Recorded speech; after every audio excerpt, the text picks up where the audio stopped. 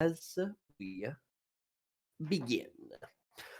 So, previously on D&D, we having cleared out that Arcano Dome of Wittebach, have sort of inherited this place now as our home it ever. It has all kinds of functionalities as well as a very magically empowered vault room in there.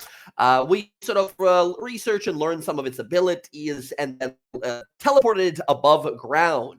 We then had a conversation with Gondolor, who informed us of a dangerous sighting. Apparently, some of the giants spotted a dragon with a minotaur, a black-furred minotaur rider upon its back. We assumed immediately this must be the right hand to Archon the Cruel, the one that we briefly encountered before called Torgar. We spoke to Ash. Many of our party members here had a conversation with her for some time and sort of figured out that she's kind of given up on this plot now that she's been sort of betrayed and defeated so many times by you guys. And then the party learned a little later on through divinations and sendings and spells that Archon is doing something just north of a location called Fort Daxia, using all kinds of lizard men as workers and digging up bones of some sort of a big dragon there. We then tried to teleport there, tried to make a quick work of it, going through the Moon Mistress's realm, reaching out to Arethusa. However, we weren't too lucky, and instead went up into the mountains and found Roxy's friends. A little dragon, a little dragon creature called Cage Breaker. Apparently, Roxy saved this little fellow at some point, and he took us to his home and introduced us to his super powerful mom. Her name is Nemiria, and she sort of helped us fly over the lands. So while we were here, however, before we continued, we decided to make our way over to the edges of the Grey Valley, where a little settlement is located. The Grey Valley, of course, being a historic place of battle, where a terrible necromancer rose an army of demons and fiends to fight the united elven and human kingdoms of Tal'dorai, and it's still infested with all kinds of evils. And as we quickly learned from this place's resonance, filled with prejudice as well. So, as you all kind of explored the location and went out to find what you believe are Casimir's parents, you had a conversation with them and sort of brought them back. This fellow, this man called Terrence and his wife Issa, who have been sort of living here for some time. You guys have found a little box of inventory under a bed that had little pictures of two small children that at very young age started to sprout horns from their heads. That's where we sort of ended as Casimir was looking through these sort of like pictures and such. And then we hear a little rustle up ahead and we see, I believe it was Yara and Bella bringing back these two individuals. So that is where we begin as Casimir. You look on ahead. And you see sort of stepping forth is this older human man, a bit of like a portly fellow, bigger belly on him, kind of balding hair on top, grays left on the side and back. he sort of approaches. He's got this sort of kind of nervous, almost kind of cautious look about him. He's wearing like a little like simple cloth shirt with like little overalls type of thing over it, little like suspenders actually to kind of go over it. And he's kind of like looking around the area, kind of cautious. Next to him is a smaller woman here, also kind of similar age to him, older. She is kind of looking around a little wide-eyed and kind of both kind of frightened a little bit, but also kind of amazed at what's going on. And then both of them sort of pause and see you there, Casimir. The rest of the party, you guys are kind of looking on, watching this exchange here. You see this this man, he just sort of kind of stares out, kind of confused. Terrence here, he kind of just looks out, and the woman next to him, you see her eyes immediately kind of go wide, and she stares on, and you see she mouths something like a word of some sort. She kind of stares on out to you, Casimir, supposed to look at you and say, Is it true? Is it really you, Haran? I don't know who Haran is, but perhaps I know who you are. Why don't you... They sort of look at... Mm-hmm. Why don't you take a walk with me? They, you see, Issa goes to instinctually sort of like, she's looking at you, a little welling up of tears in her eyes. She goes to step forward, and Terrence, this older man, puts a hand on her shoulder and says, Hold on. This, you mean to tell me this thing is supposed to be my son, huh? He sort of looks back to like Bella and Yara here. He says, "You've said that he's done good, Well, despite of being what he is." Yeah. He's done a whole lot of good, actually. Saved a lot of lives. He's sort of side-eyeing, looking over towards Casimir here. I don't know about this, Issa. Maybe we should just head back. And she just sort of kind of looks sideways at him, looks over to Casimir, says, Terry. Who's that Pokemon? Just have what's the worst that can happen? If this is our boy, at least we can hear him out. And you see, Terrence kind of like shaking his head, kind of. You see, he's in a sort of like disbelief.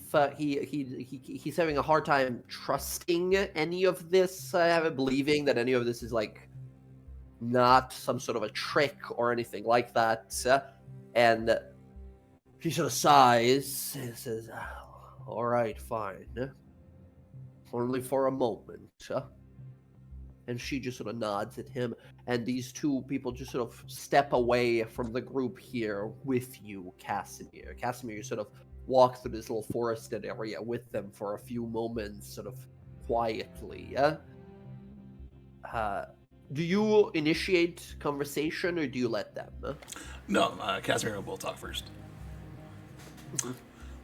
So once it gets a little bit further away from the group, with his so-called parents, potential parents, he'll ask,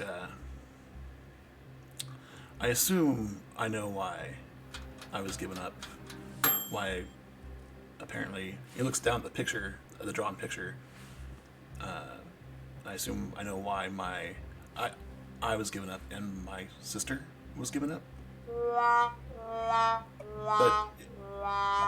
why don't you go ahead and tell me, confirm for me what I think I already know. It's because of this, isn't it? He points at his horns and his red skin. You see Terrence immediately kind of narrows his eyes, and you see Issa kind of looks down a little bit, You hear Terran say, "You weren't born right. Something was wrong. Something about you weren't right." And you hear Issa say, "You didn't know what to do. You were cursed with fiend blood. Those horrid things that feast on souls. We heard of a man that lives higher up in the mountains, a wizard of some sort. He came one day, uninvited, and he offered. He told us that you and, yes, your sister, Anatha, they said that two of you would go on to do horrible things, that it's only a matter of time. She looks over to Terrence here and says, Terry chased him away, told him to never come back. But then a few months passed and those things, those horns on your head started to come in. We was scared. We didn't know what to do. We thought the wizard might have done something, but then he showed up again.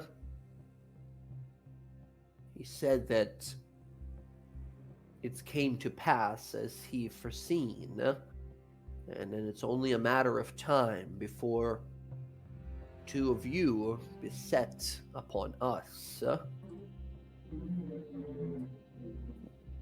We were alone in this. We heard about other folk in the village who've had similar problems with their newborns and how they've spoken to this wizard. But the wizard said the two of you, my little Haran and Anatha, were special. He offered us some coin and said that he would take good care of you, that he would try to force the evil out of you, give you a chance, that otherwise you'd just become unbound, unleashed. He used a lot of big words, but one thing was clear. He was certain that you would go on to do dangerous things.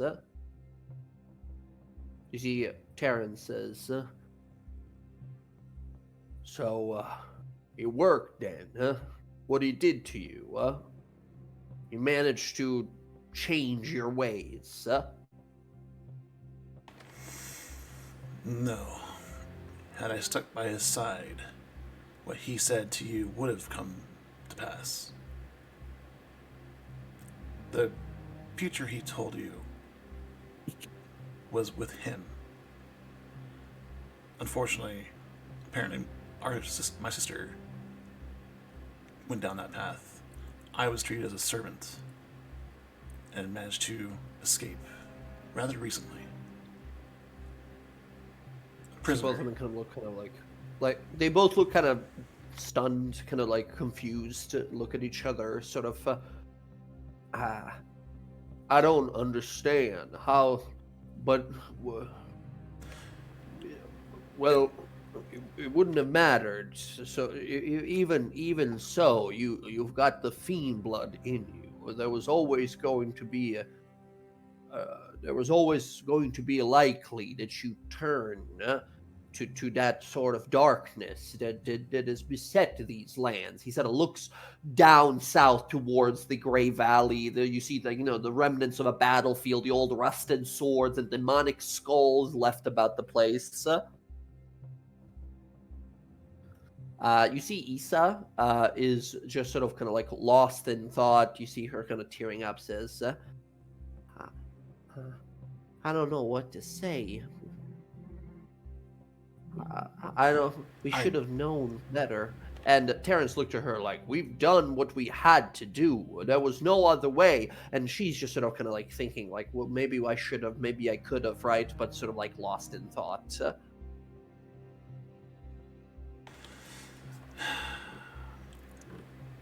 How much coin did he pay you?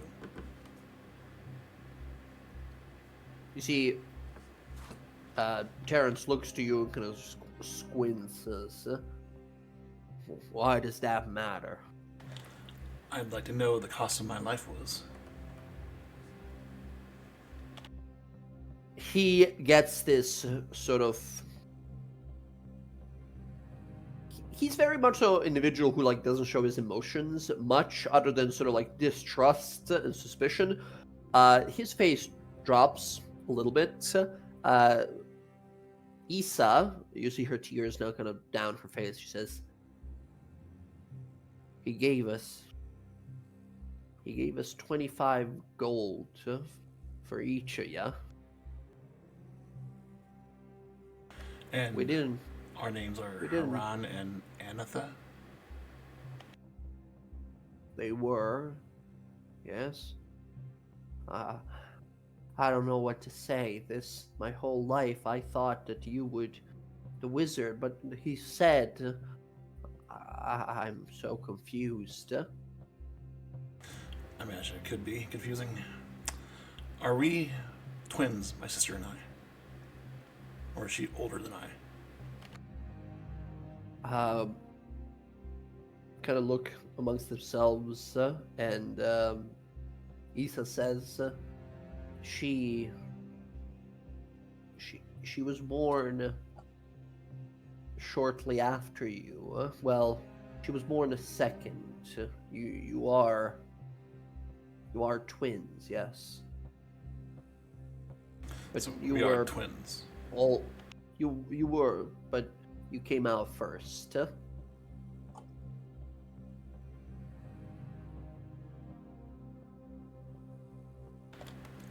All right, and Casimir's gonna ponder in thought. Just so for 25 gold each. You see, Issa looks to you, crying still. I'm sorry. I didn't know. If we had known, if we could have known then, but it seemed, and the wizard, Terrence says, it was as the wizard said. You was growing horns. We've seen horrible things out there in the night that stalk upon the defenseless. Who's to say? It could have turned out as the wizard said. And you see, I think without any need for insight here, Casimir, he's still trying to like justify, like, no, that was the decision to make. We made the right decision, right? But his mind is hitting a wall now that he can barely justify it anymore with what you're telling him, your side of the story, right? And you see Issa is just sort of kind of desperately looking at you, kind of like, what have I done? I can't believe it, right?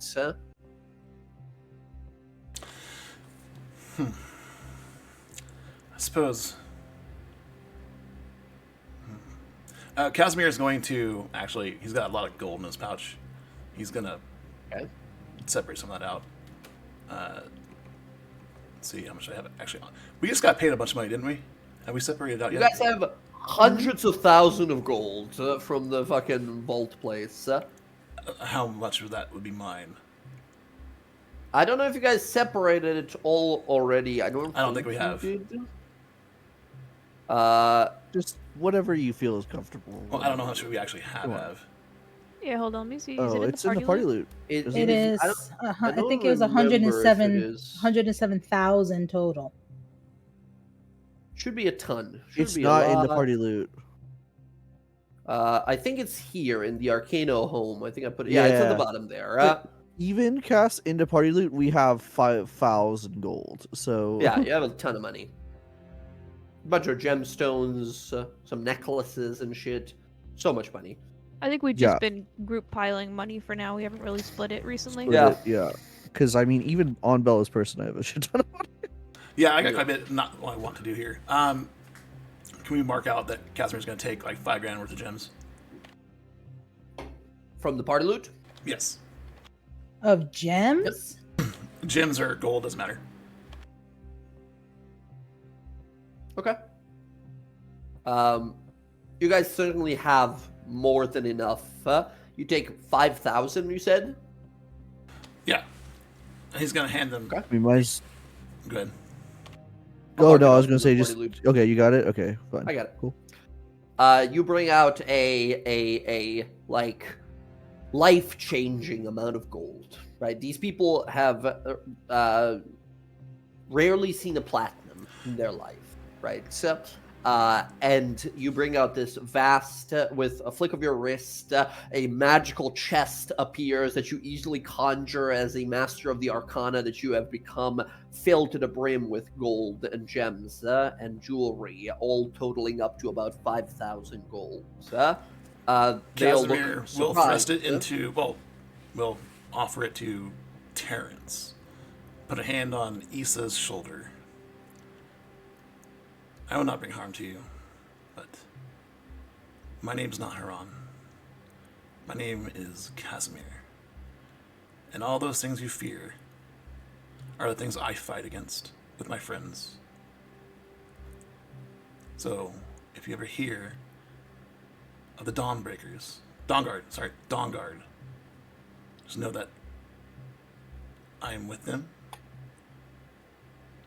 but I am Casimir, not Haran. I should thank you. This gift is a thank you, because if I had been stuck with you, I might be worse off than I already am. You see Issa immediately starts sort of crying. You see Terrence kind of look at this coin, kind of stunned, and looks back at you and says, "Oh, we don't need your gold. We don't need your coin." 25 gold each. This is a return investment on my gratitude for not in bigots like you and the people you hang out with or patronize with. He sort of grits his teeth at that and kind of looks down. And as Again, so the area down the way where it's all the demonic, right? How far away is all that stuff? I mean, you're like at the edge of it, but the area of the Gray Valley is like 100 miles across. It was a gigantic battle. This whole area that many wars and battles were fought over is this whole area here. Beyond it, there's like a whole another area that was a bunch of demonic battles happened. You see the look on his face is that of, again, he's trying to sort of like, I am proud, I'm not, like, I don't need your coin here. And you can see the thoughts of, like, the devils will always offer you deals and agreements. And his brain is trying so hard to fight the decision.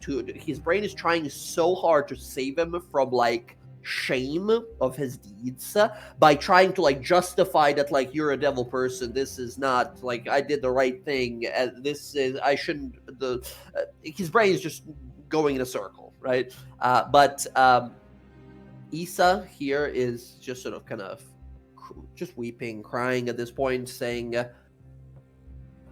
I'm so sorry, we could have been better. I'm so sorry. If we knew, but I'm so sorry. She's just apologizing, yeah? And I don't think you get much more out of them from this conversation, unless you ask something else. No, they're just going to be there, like, left with the gold. It's going to be more, I don't need your apologies. I don't need your pride. I just wanted to know our names, how much we were sold for. And if it matters to you where your children ended up, at least know that I and fighting the things that you were scared of. And he's going to back up a little bit and find the darkest point that on wherever they're at and cast a bunch of spells dawn for the DawnGuard. Right, his cloak's gonna change light to brightness and light, and he's gonna make a show, a spectacle of it, of all light stuff that will hurt darkness. And then Conjure in the flash of celestial light, powers, angelic spells. in the flash of light, he's gonna cast Fly and disappear. Whoosh! You ascend off the ground like an angelic being and disappear. Both of them stare, and I think that's the thing that sort of gets Terrence. Like Issa's like looking at this like amazed, and a little bit of a smile comes on her face. And like you don't know this person, but you sense like pride from them, like deep regret, but seeing you like this pride. But Terrence, you see, I think that's what sort of breaks his illusion of being in the right. I think he just sort of falls to his knees and watches this spectacle of spells, just kind of like stunned, like realizing like I was wrong. I was absolutely wrong. What I did was wrong. As you just fly back and across. This spotlight of divine energy on you as you fly on back to the party. You guys see landing nearby is Casimir. You don't see the other two people. Thank you, my How'd friends. it go with your parents? I got the information I wanted. I don't know. Time will tell, I guess. I don't know. Sometimes maybe it's better to not knowing them. Could be the case, but maybe they'll change their minds. But that's not anything I particularly care about right now. I hope for you maybe they do. Be nice you, to have Bryn. some parents who actually support you. I got all the support I need right here. Yeah, parents are overrated. You see the dragon person? And not you, Nymeria. You're wonderful. No, if I she- had your she mom, look- my mom, I she- think it'd be great. But my mom was a bitch. No, she just looks at you guys like, sheesh, a lot of family stuff going on in this group, huh? Ugh. Okay, so everybody good to go now to the burning place, the outpost place? Yeah. Actually, Casimir, congratulations. You now have officially joined Daddy's Issues. Because now you have daddy issues too. Whoa. You welcome. What? I don't know if I have issues as much as I just gotta find mine. Oh, you didn't have a dad. Neither Well, did I. mean, Is finding him not an issue? Oh, It you got me isn't it? there. You got me there. But I mean, I did have a father figure. I think I got mom issues more than anything. Ugh, yeah, your mom. So I'm No, saying that not knowing them might we be should better. put your mom and my mom in a pit and let them fight to the death. Oh, the great idea. Great. Let's do it. Let's do it. Yes, let's do it. I'm pumped for it.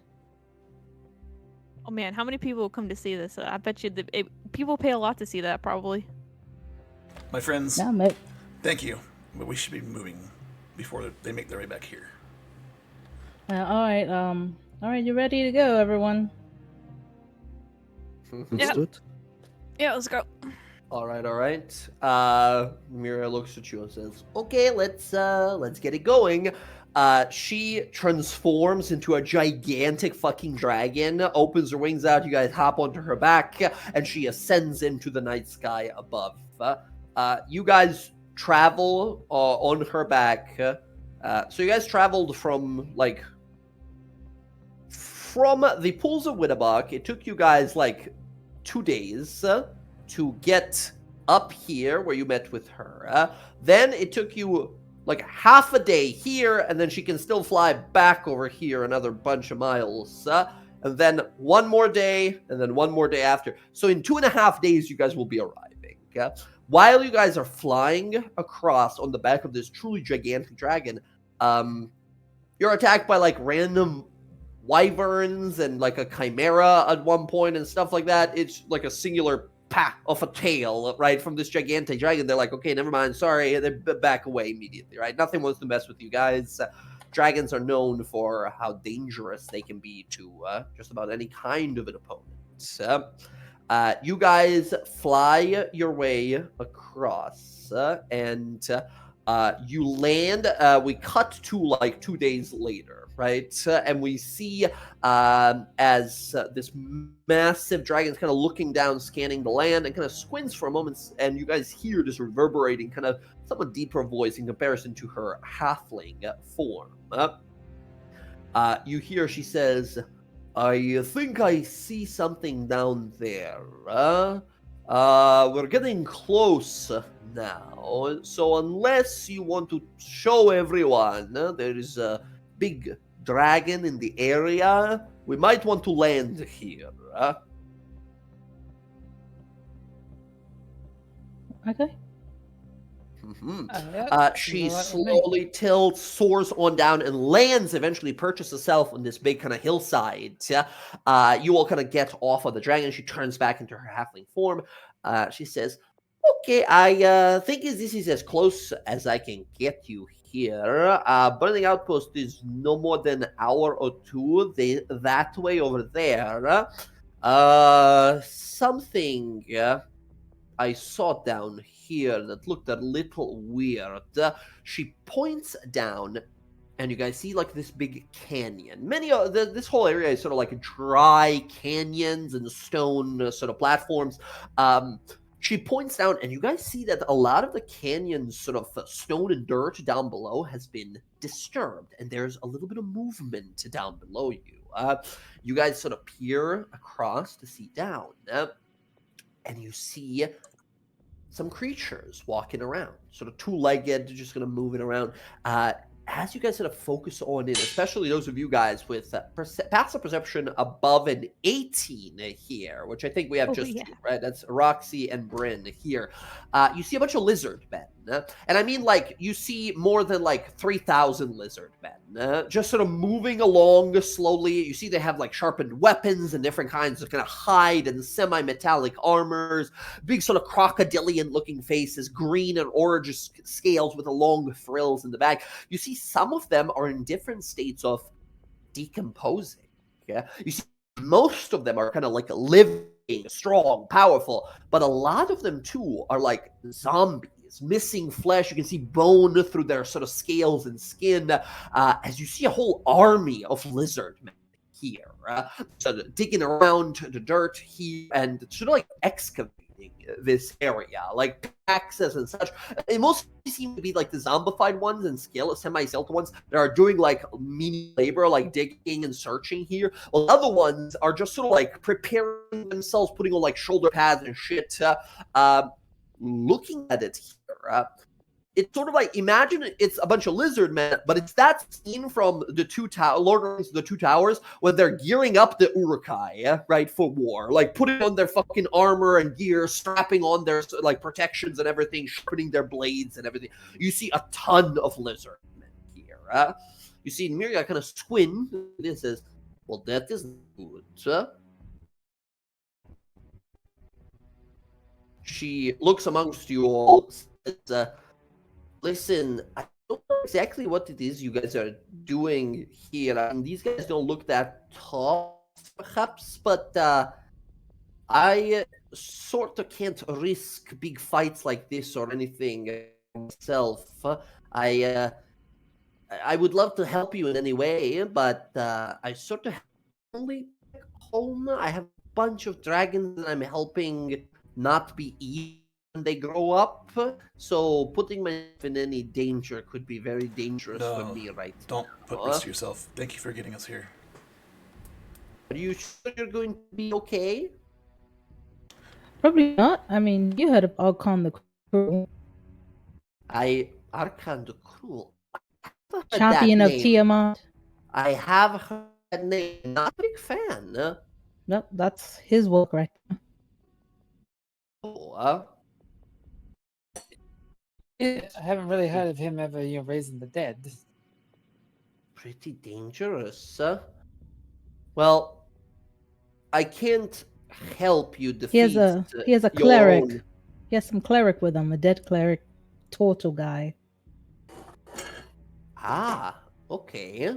Well, as I am sort of a cleric myself as well, maybe I can give you a little help before I go. she takes off an amulet she has, and she says a little prayer.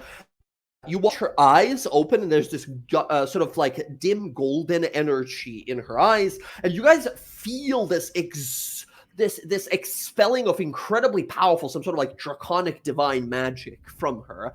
And she's holding in her hand an amulet that it was before. However, the pendant of it is actually just glowing. And she looks at it, says, okay, that should do. She looks over, and I think to you, Roxy, here, says, Cagebreaker said that you are pretty fast on your feet, so maybe you are the best one for this. She gives you this amulet. Roxy, when you look at it, and kind of what she says, I am fond of the Changebringer, goddess of adventure, of trickery, of all kinds of things. This is a sort of like a funny thing. It looks to you like amulet of any god you worship. But it's just metal. It's just metal. It doesn't do anything. But if your enemy is cleric, maybe they'll get tricked. If you swap their holy symbol for this one, they won't know. And with the symbol, clerics can cast spells. It's like you're yelling real loud, but your god can't hear you. That's You just really gotta have one of smart. these, and Bryn points at her arm. Holy shit, is that lightning arm? How did I not notice that before? I don't know, maybe you're blind. But yeah, you can't separate this. She... You could just chop your arm she, off. She grabs your hand and like almost lifts you off the ground. This little halfling person, once again, like person, like, lifts you off the ground, says, cool. And Roxy, when you look at the whole symbol, does it look like a simple stone pendant, or does it have a god of some sort? Like if she was to associate herself with any god, what kind of god would it be? She doesn't. It would just be a Ooh. gem associated with God. Excellent. I guess the question for the rest of the day is pretty like chord, like symbol chord and such. For Yara here, you're not necessarily sort of devoted to any gods or pantheon here. So to you, I think you see symbols of like waves, symbols of Marina, the queen of the oceans. Bella, you god, or would it just be the strange that are Hiroshi? I think it would be decent to Hiroshi, although that direction has got her thinking a little bit. A little lightning motif to the edges of it. Cool. And then Casimir, if any, would there be any association to God? I'm sorry, my connection's going kind of spotty at the moment. Did you ask me what kind of shape it would take? Basically, if this is a magical trickery amulet that will look like a holy symbol of any god you believe in. So for Casimir, would it just appear as a simple gemstone pendant with no markings on it, like it would for Roxy, who doesn't care for the gods? Or would it take shape of some sort? I think at first, Casimir, when you look at it, you feel a little twinge in your left eye, and it begins to take shape of a skull with a singular gemstone eye in it. But as you begin to focus, does it go back to like nothing, empty, godless, or does it begin to take shape of some sort of deities? Simple. If he had a choice, maybe mentally, it wouldn't be a god, a deity's form, but it might be in the shape of a simple weave pattern. I think like a constellation of sparkling stars and magical weaves that bind it all together. Sure. Awesome. Roxy gives you this. It says, now you still have to sort of get close, swap it, do that thing. But I had a friend who's also very suspicious type like you. I can kind of tell them now when I see them. So I think you're going to be able to get right nice and close and fuck him up. No, thanks. I mean, I look that much like a criminal. I gotta have to change my look. No, you don't look like criminal, but you have a cloak that has shadow falling off of it. You know what I mean? Like, I kind of figured that's sort of your deal. Yeah, it's great. I'm gonna use it. Right. Well, good luck. I have to go back now. Take care. Maybe don't fight the whole army. That seems like a big deal, right? Take it slow. Adventure can be fun, and may Changebringer be on your side. Probably she will. Yeah, you know what? I'll come check you guys out, if I survive this. Make sure Cage, everything's going up with him. Fuck yes, that would be cool. Awesome. Okay, good luck. I gotta go now. And she turns into her gigantic dragon form, leaps into the sky, and disappears. You see, the moment she sort of flies up in the sky, her form fully disappears, like becoming invisible as she sort of flies off. That's crazy. As you guys are sort of looking on down, yeah, Roxy, you have this trick amulet, trick holy symbol that'll look like a holy symbol of their own worship to folding it, right? It doesn't function as that. Yeah, that cleric really fucked us up big time last time. So. Mm-hmm. No, you have a lot of magic friends. You cast magic. You need a holy symbol or a spellcasting focus or something to cast your spells through, to focus your magic through. If you're able to swap it, it'll be a magic-less high-level cleric, right? Okay. You guys look on out. You see this vast army. You see this sort of continues. The canyon continues slightly northward. Of here, kind of curves around. You guys hear a sound. You hear this sky-shattering screech. It makes you all sort of duck. This is maybe 20, 30 minutes afterwards when you guys are just sort of surveying and exploring this place here. Screech above. And as you kind of duck down, you see soaring ahead, some, 500-600 feet above in the air, is a gigantic dragon. A white-scaled dragon, muscular, built, big body, it almost looks like a pit bull if it was a dragon. This hugely muscular, kind of stunted kind of jaw downward, and nose pushed in like a pug's would be, scales that are sort of layered on top of themselves with ice falling off the wings as it flies. You see some large white dragon that is just sort of surveying the area here, flying around, and on its back you see a minotaur standing there looking around. Can I have all of you guys give me a group stealth roll, please? The second I hear that noise, the dragon, awesome, 1,000%. Awesome, absolutely. Everyone, go ahead and roll your stealth. Add +10. Mamma mia! Natural one there for Bella, and then 4 Finn. Bruno, you could have guidance unless you have something else. If you have that spell that's no disadvantage. Steps. Yeah. Right. Silent steps will make it a roll, right? Which is that, which would be the 4. Yeah. You do your best. You're just not really. This is not your thing. You bring the thunder. You don't bring the quiet. Okay. Okay. There we go. Yara with a 7 here. Casimir 14. Roxy, you do have advantage because of your cloak here. Very good.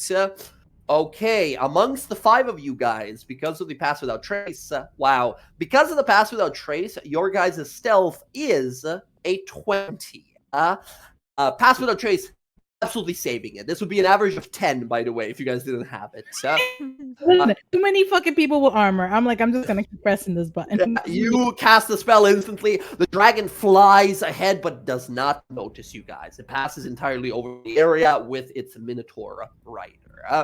As sort of behind some of the boulders and rocks here, you sort of poke your head out, look around, realize it's left. As you emerge, Roxy, you hear unsheathing of a weapon just behind you, off to the side. You guys are sort of hiding on one side, and just around the corner, you hear someone unsheath their weapon. She would immediately turn around and put her bow in their face.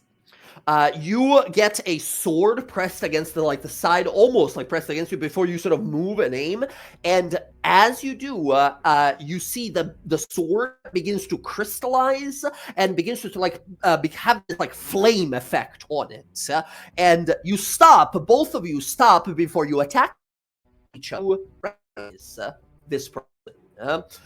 You see stepping forth, having just sort of kind of stealth as well a moment ago, looking at you is a certain blood hunter at 4. You see stepping forth is Jorik Lamanche, the guy who you guys met all the way back in Stillbed, and then sort of worked with him later on in few situations. As you see the blood hunter with his flaming greatsword pointed forward, and he stops, kind of looking confused, and begins to kind of lower blades. Yeah, she'll lower her bow. Jorik, what are you doing here? He sort of lowers his blade, kind of looks at you confused, says, well, that's a surprise. And he sees like the rest of the party now emerging as he sort of lowers his weapon. He says, I could ask you the same thing, yeah? We're here to get something that these crazy fucks want. We needed to get rid of the stuff that we need. The pages. He looks to all of you, kind of recognizing all of you. Sort of looks to you, Bryn, like he's seen you before. You're the first one he's met here in the group. He kind of looks and nods to all of you and says, well, he looks over to Roxy, says, I'm looking for the one that you asked me to seek. And he holds out, like out of his bag, a few bloody-tipped elven arrows. He's here? Yeah, Oh, I think yes, so. the turtle's here. The turtle, He's chasing the turtle. You're talking about the one with the black shell, all kinds of infernal script its back. Is that... Yeah, he has an amulet. He wants it back. I'm not sure why. Amulet? What kind of amulet? He had a similar one that he had to give up in the Underdark to save my life. And I think he thinks it's his sister's. And I think he maybe thinks that he could probably find her with it. But he doesn't know that I already found her. He sort of looks kind of confused, kind of looks amongst all of you and says, well, because of him and because of your request to seek for him, it seems I've discovered something a lot more dangerous that is happening. Whole droves of lizard men and all kinds of undead seem to be gathering here. Can be a good sign. I've had to fight my way through multitudes of dangerous semi-draconic beasts on the way up here. Well, Bella knows how to. There's a way we can get away from not having to go through the actual army. That's Kai Toto, right, Bella? Oh, yes. Didn't she? Yeah, Kai said something about something, right? Well, she talked way too much and lost a lot of the words of the message spell. But that's how you found out something was happening out here. You can still contact her now that you're here and see if you can get in. We can see if we can get in contact with her. You see, oh, by the way, Rev, added to your list. You have it. I added all of the abilities it can do into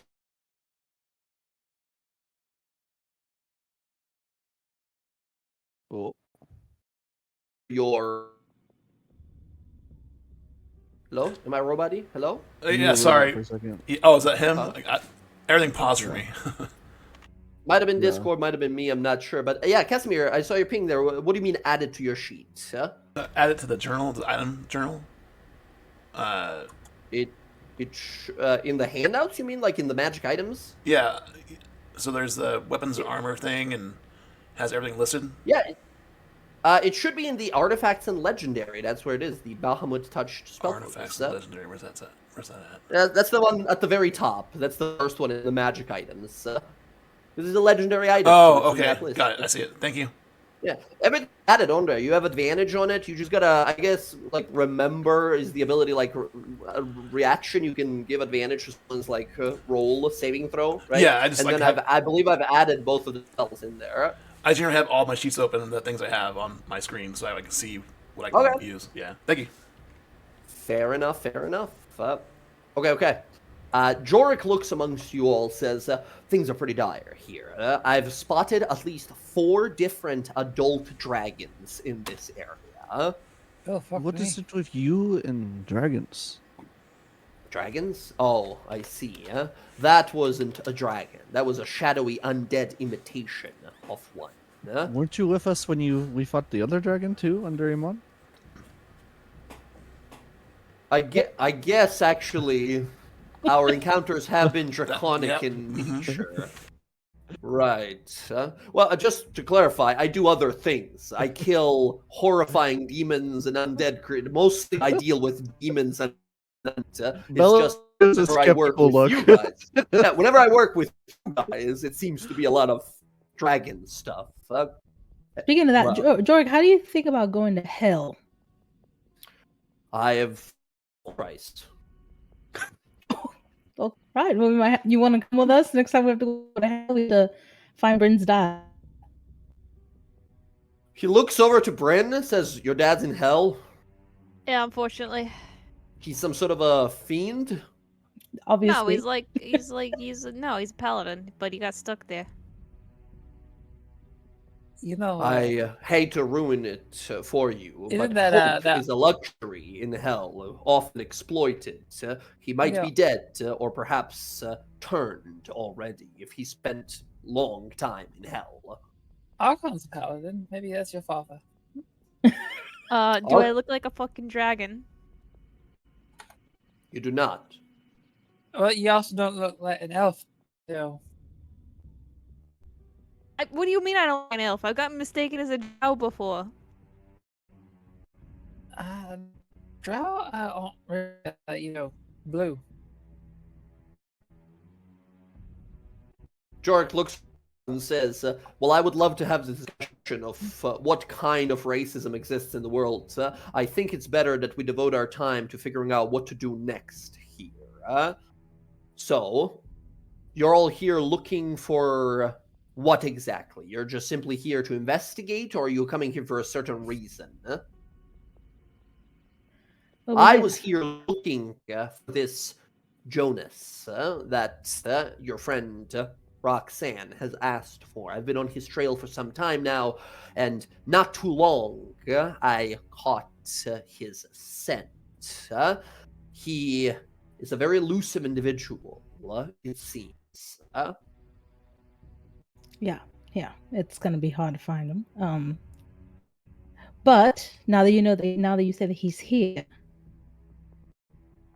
I could probably help with that situation. Is this where you last saw him? Was in this area? I've never seen him. I've only found these arrows as well as other pieces of equipment broken and discarded and left. Who's that He seems to have Pokemon? been using all kinds of sabotage and subtlety to discard and assassinate all kinds of lizard men that are amongst here, as well as what I believe to be the abyssal remains or fiendish remains of creatures known as draconic devil creatures. You guys have seen those before. You fought them before. Do we know why this army is here? He shakes his head. We don't know, but we know that the Crucible is possible here, and that's why we're here. But is this army? Because- Go ahead. Jorik sort of lifts his eyebrows at like the Crucible. What is that? I have no fucking idea. It's an item that we need to be able to destroy these pages. Right. All right. If it's what you need, let's go and get it.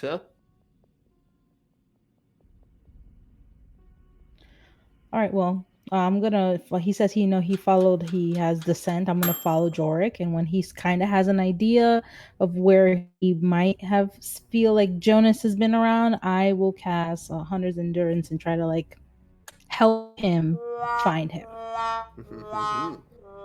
Jorik looks to you all, says, all right, are we looking then for this Archon and his minions? That'll be easier to find out here. Or are we looking for this Jonas? Harder. No, we can try to look for Archon. I think we can find him once we find the turtle. Do you want me to contact Kai? Is that the play? Or is it something else? I mean, it's up to you if you want to reach out to her. I think she's going to ask a lot of questions. Maybe she won't. I'm sorry, quick question. So right now we know that Sky and Arenia have the page and the, what was it? The item that was given? The beacon. The beacon. Isener Hiroshi of Bella's people. And they're on their way here. We're hoping, right? kind of, yeah. We Presumably. imagine so. Yeah, you're guessing you, for whatever reason, every time you tried, Vecna went, right. No peeking. So we think they're headed here because of Ione. And then we have Archon possibly here with the Crucible, or information of the Crucible.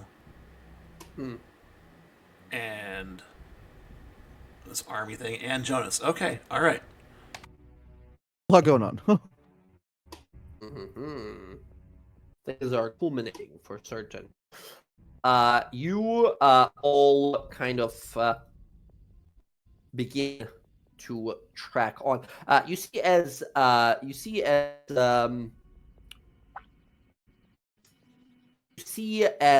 our hunter blood friend Jorik here.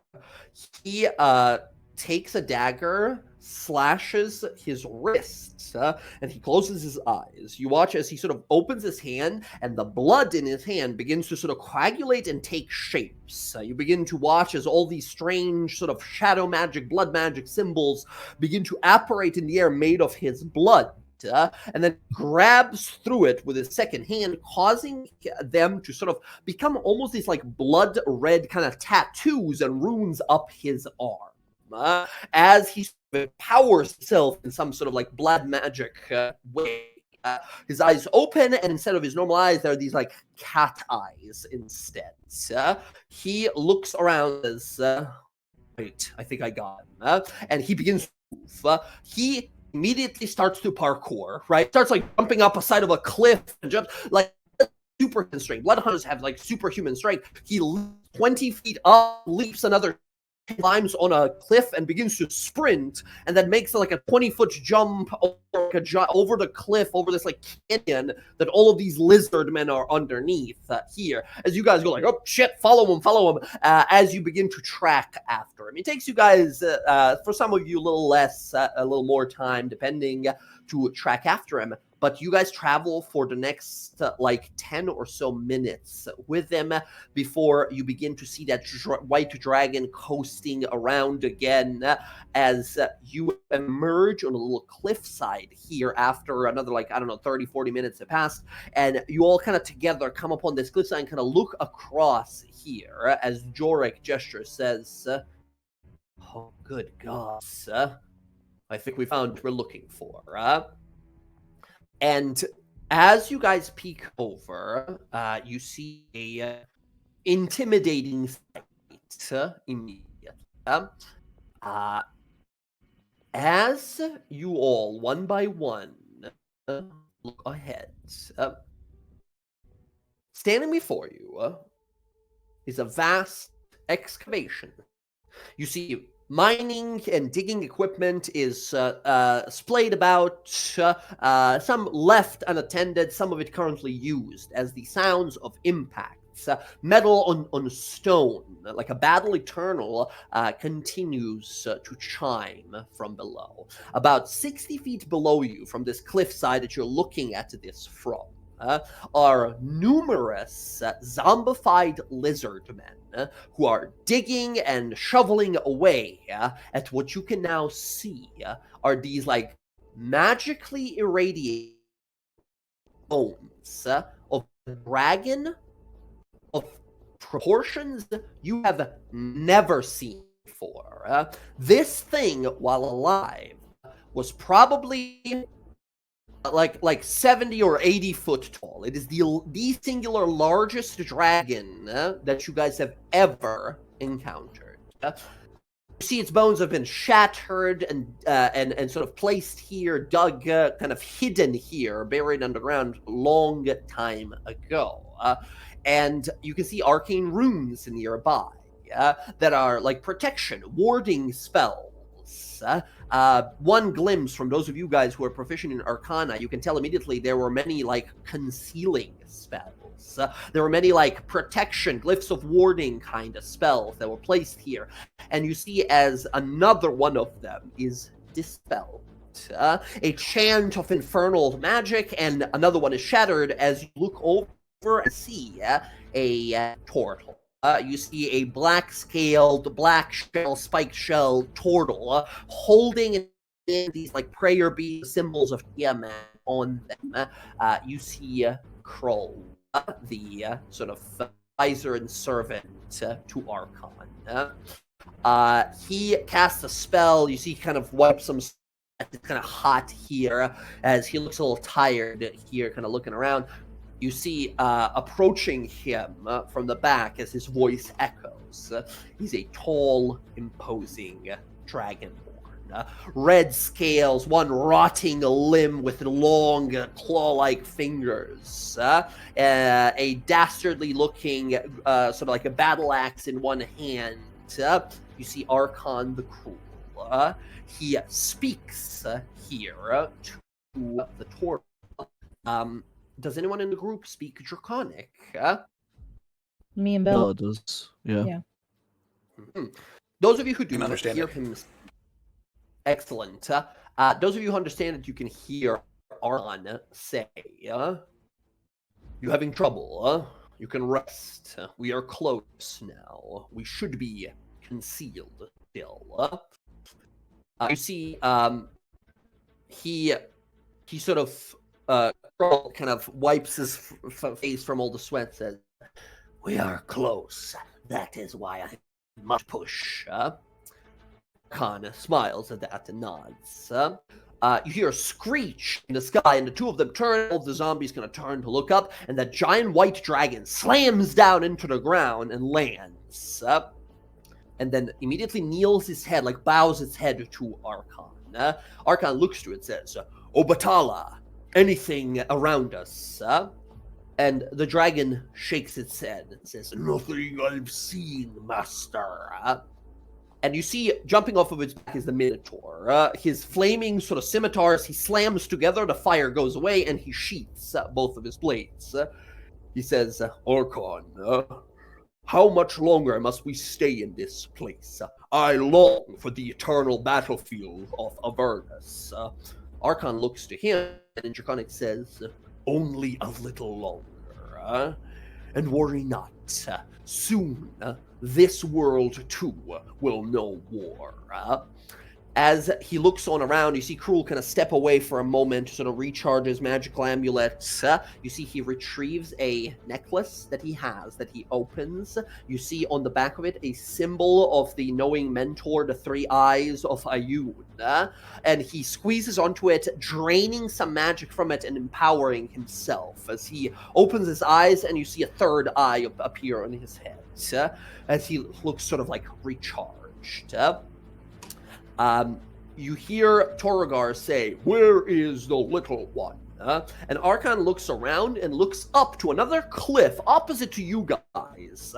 And standing on another giant cliffside, currently sort of dangling with one claw dug into the Kai, the Tabaxi monk, right? She's looking around, big smile on her face as she clambers on up. She waves down to them like, "Hi," and you see Archon look over to her. It's like, "Stay vigilant. We're not done here yet." And she's like, "Right, sorry, I got it." And she just sort of looks around, scanning the place here. You guys all see this scene unfolding. This is everything you guys see here. Those are the bones of the largest dragon you have ever seen. You see, You see Jorik immediately kind of look immediately concerned. Kind of kneels down on one knee, kind of looking ahead. And says, "Holy shit! There's only been one ever dragon of that size. Looking by the color of the bone, it must have been a blue dragon. Have you all heard of the Chroma Conclave?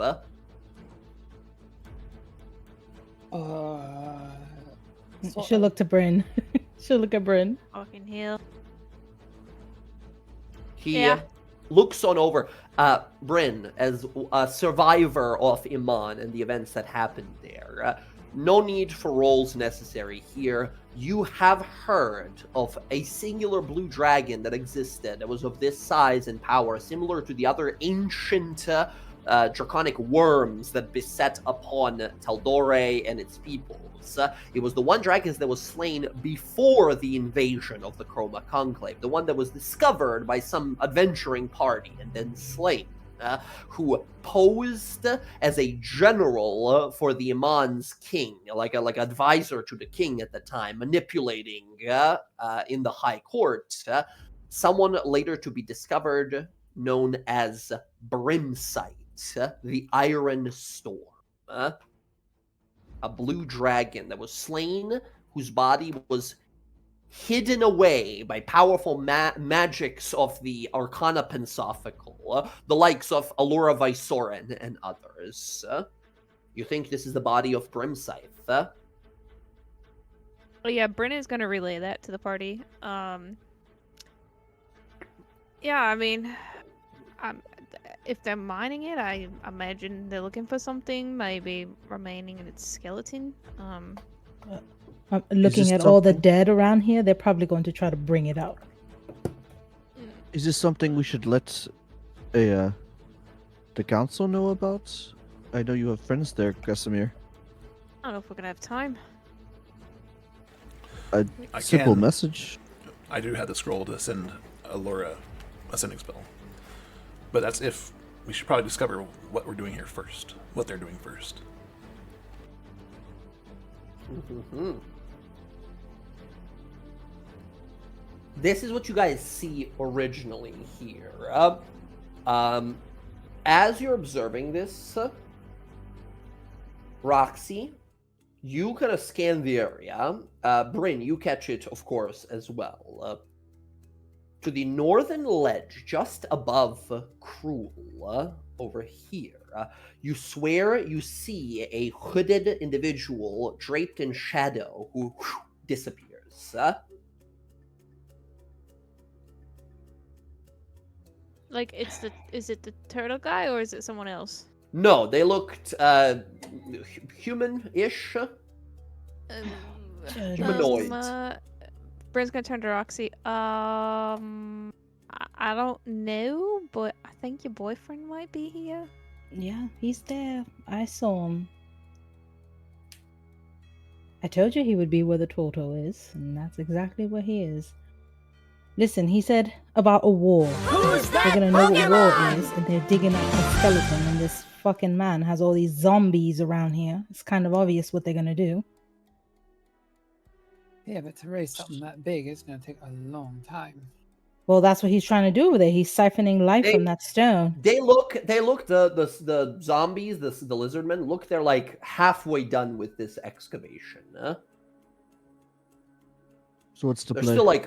still a lot to be excavated. Well, I mean, Uh, he can't raise the dead if he doesn't have a spell focus. It's a good point. You could do a lot of other spell focus though. Yeah, but not what they want to do. Yeah, but that's a lot compared to the few that we are. I think, yeah, like Yara's Good luck and words stuff. are wisdom here. You realize, like, we can't fight 5,000 lizard men and a bunch of powerful dudes here, right? That seems a little silly. And I think, yeah, Casimir, you realize to yourself, like, this is not just us. This is bigger, way bigger than what we're doing here as well. letting someone very powerful and important know might be a good idea. Yes. Hence why I think backup might be prudent. Okay, well, it's a good thing we have that scroll, because Casimir didn't choose sending for the day. Hold on, I might have it. Hold on. Just kidding, I don't. So Casimir will back away where he cannot be heard somewhere quietly, and he will whip out the scroll that Allura gave him to send a message to her. This area is swarming with like bad guys, right? So many of these like lizardmen and dragonborn that are going around. Can you give me a stealth roll, please? Does Pass Without Trace still take effect? If Roxy decides to go with you. I mean, if it's up to you. If you want. Oh, absolutely. You want me okay, yeah, you go. Don't send me out here by myself. There's hostiles. Oh, all Yeah, right. yeah. Hey, with a good, plus 10 28. to, 28. You send a message. Quiet, shrouded here with Roxy's Gloomstalker magic. What do you send out? What do you say? Allura, Casimir. Where we at in the world? We're at the Burning Outpost. You are near the Burning Outpost, which is closer to a more like known location, which is called, you guys heard of, Fort Daxio. This is a location where all of the armies of the Tal'dorai Republic are trained and located. Well, she put him here. She'll know what I'm talking about. So, Allura, Casimir, near Fort Daxio, Burning Outpost. Big blue dragon being unearthed by Archon... ? Possibly to be raised. What are orders? Can we get help? Is it worthy of sending people out?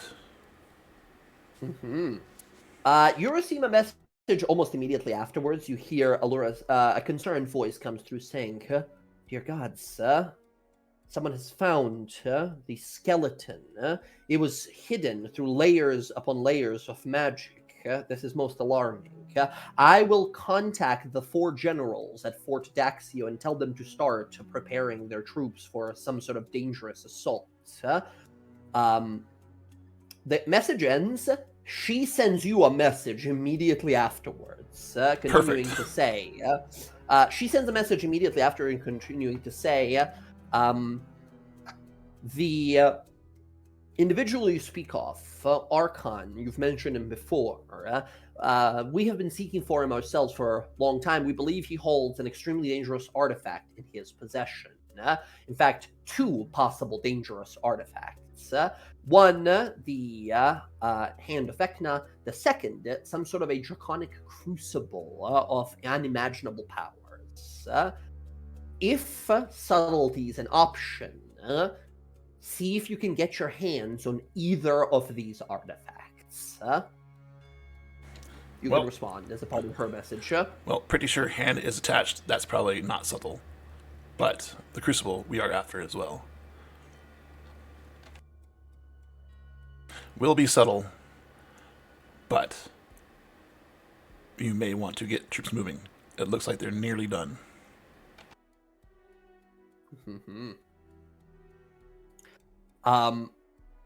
You don't get a message afterwards, but yeah, message is received. You realize, like, okay, she's going to send a message to someone in Fort Daxio, and that's where the army is. They're going to start preparing troops. As you realize, like, this is an army of people here. Like, this is not just like, we have one combat and resolve this.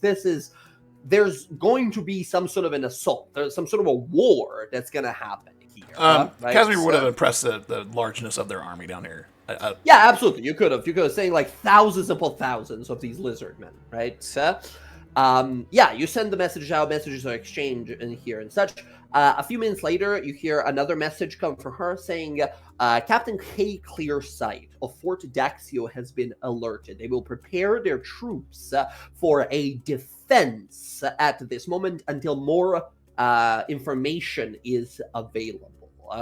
If it is within your ability to track down and remove this crucible, this draconic crucible item from Archon and his forces, that would be a priority to us right now. I will inform you more of what I've learned of this item as I learn it. Heads up, they have dragons. So they have dragons, and we know about the Crucible. I know quite a bit about it. That is one of the items we seek to do what we need to do. Good One call, last Roxy. message arrives says, needless to say, after the events of today, if everything hopeful to the Weave and the gods themselves works out in our favor, needless to say, your ban from Iman will be lifted. I forgot about that. You guys are not allowed back in Iman because you We got banned from exploded- Iman. I totally forgot about that. Yeah, Not you me. You exploded- guys got you ex- banned. There was a terrorist attack in the middle of a fucking thing, and then you chased each other around and shit. It was fucking crazy. Because you mentioned Vecna's pages that you sky. got banned, not Yeah, because exactly. we You saved the brought, thing. exactly, because you brought the fucking super evil pages of every bad guy wants them into the city. Yeah. It was a DawnGuard wide ban. No, it was not. I'm not part of the DawnGuard. Best they understand it was the people they saw, right? Roxy disappeared. Okay, so you guys look around like, okay, we're looking like what are we looking for here, right? So what do we do now? You see them sort of moving around. You're looking around like, what the fuck is a dragon scale crucible, right? You don't like. I mean, you see what you see here, right? You're not sure if any of the things you see is this crucible. If you guys want to listen in more and maybe learn more information, you might need to either sneak closer, or if one of you guys have access to the invisibility spells, right, to get closer without... If you have invisibility, I'll say because these are just zombies, right, you won't need to roll for stealth or any kind. You can just sort of approach. Otherwise, you would need some pretty high stealth rolls to get closer to listen in for more information. I mean, I could just... Sorry, go ahead. I have the invisibility spell because of the key. You do? It says Yep. I can cast it once per Hell day. yeah. And I guys, you guys did great, but you I am know, with not your weak for clankety this clanks spell. and shit, Yes. we're not going to get close, okay? It's all you, Roxy. And you know, if they catch me, just don't fucking worry about it, right? Don't come racing in there, none of that shit. This is a lot No. bigger than me. If you get caught, you'll be visible. As long as I can see you, I can help. But not a whole lot. I know. At this point, you guys hear a horn. You hear a horn in the distance, and you kind of look far to your east here, and you see from one of the canyons, emerging from what looks to be this like underground space, is another like hundreds upon hundreds of what look to be like troglodytes emerging from somewhere in the Underdark, right? Squinting up at the sun, staring and trying to find shade and such. Emerging with them, you see these like pale colored like hydra creatures that are emerging as well. And then another screech as what you heard the name is Obatala, this white dragon, like scowls and kind of squints and looks up, and flying across and landing, slamming onto a cliffside nearby, near Kai, who immediately like, whoa, jumps away before leaping down and landing in front of Archon, is a dragon unlike any you've seen before. It looks like a red dragon, but its skin is cracked and broken, and between the scales there's green smoke that is coming off of its body, and you all immediately catch a smell of brimstone. You see some sort of an infernal dragon land over here. You guys see this creature as it lands right there. Archon looks to this one, and they're having a conversation now, but not like loud yelling like they did before, right? They're just having a conversation. This dragon looks bigger, stronger than the white one here, is just sort of like angrily snarling back, and it snaps towards Archon, like yelling at him or something. Archon grabs it with the hand of Vecna by this big horn it has on its head and slams its head into the floor. All of the like Abishai, which are by the way these like draconic devilish creatures, step back. Torgar sort of crosses his arms and smiles at this. Obatala, the white dragon, sort of smiles, hoping he'll rip its head off. Archon slams the head of this dragon into the ground, snarling at it and spitting some sort of an insult. And the dragon immediately, his whole sort of appearance and vibe shifts to like subservient as you guys watch this massive dragon with one hand. Archon, boom, slams his head into the floor. The dragon spouts a little bit of like hellish fire from its mouth before immediately kind of like recoiling, and sort of its tail kind of curls up behind it. Its wings curl in.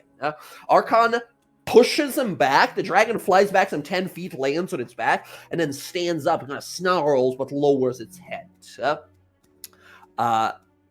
He turns and says something to the dragon. The dragon takes off again. You see, just sort of fly up into the sky again, flying away from here. Any of you guys, do we have anyone in the party who's proficient with both perception and insight? That might be me. Hold on. That is me. Okay. I have bow. Nope, just the one. Yes, also me. Okay, those of you with both, those of you with perception see this thing like flying away immediately here. It's moving pretty fast, meaning it's probably going to be around. So should anything loud happens, this thing might show up fast. Those of you who are both perception and insight can see a look it gives over its shoulder as it's sort of leaving here. The big white dragon, this fucking jacked giant white dragon, looks up at it and just sort of snarls at it. The hellfire dragon looks back and looks to Archon, and you guys see this unmistakable look of like, first chance I get, I'm pulling all of your limbs off, slowly and painfully, right? But for now, I gotta go, right? And looks off and flies away, Not all is well, it seems, within the forces of darkness. Well, that might be helpful. You guys see that Archon walks over and is just sort of talking to Torgar about something. Torgar is sort of arms crossed, looking around and such. Archon is looking to his hand here, and he's casting some spells. You see, he's definitely like doing a little magic here, and I think all of you can kind of tell here he's doing similar sort of arcane hand motions and such as Casimir whenever he does his sending spells. He's casting some sending as well. Where, you don't know. Okay, so what do we do now? Before you go running off down there, you're still holding all the pages for him, right? Yeah. They're in the bag. Might be best to leave them back here if you're going off down there. Something bad happens to you and we can't get to you. Don't touch the bag. Because he has a way of getting into your mind. I mean, I can't be charmed. It's not that kind of charm. He talks to your mind. It's different. Understandable, but He already talks to me. in the event that someone has to grab it, I'll grab it. Is that what everyone wants? Who's that I can grab it. Pokemon?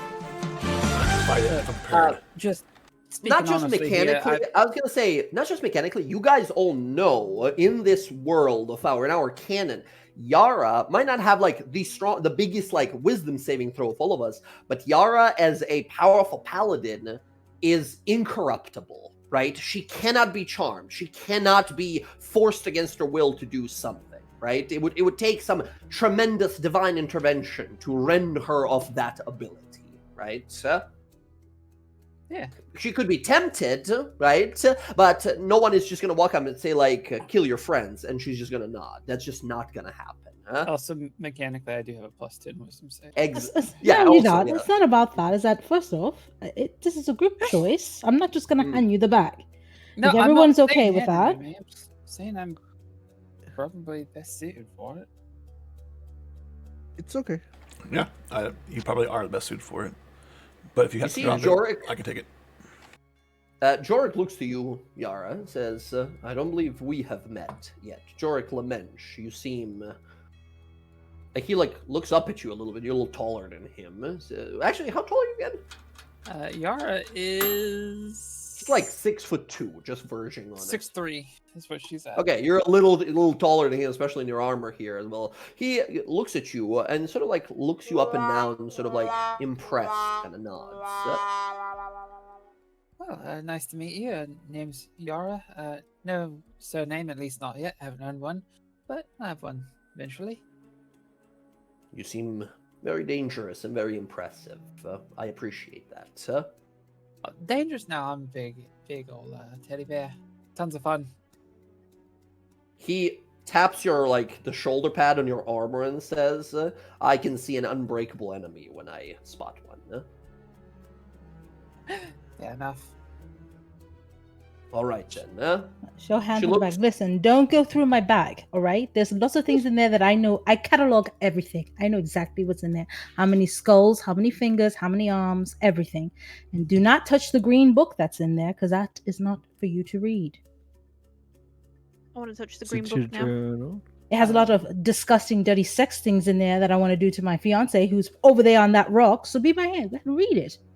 Well, then why You see- why would you say not to read it? Yeah, If like, you didn't want what- us to like, fucking read it. Jorik gestures to Bryn Do we not could touch not my have, shit. We all could, right? we could not have even searched for it in this magical bag unless you told us it's already Yeah, in like there. I wasn't It's even not gonna look. green. Now I want to.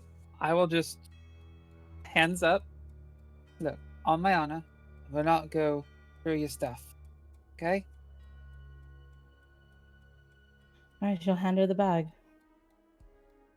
Yara will take it, and she will tie it to her belt. Okay, yeah, secure it.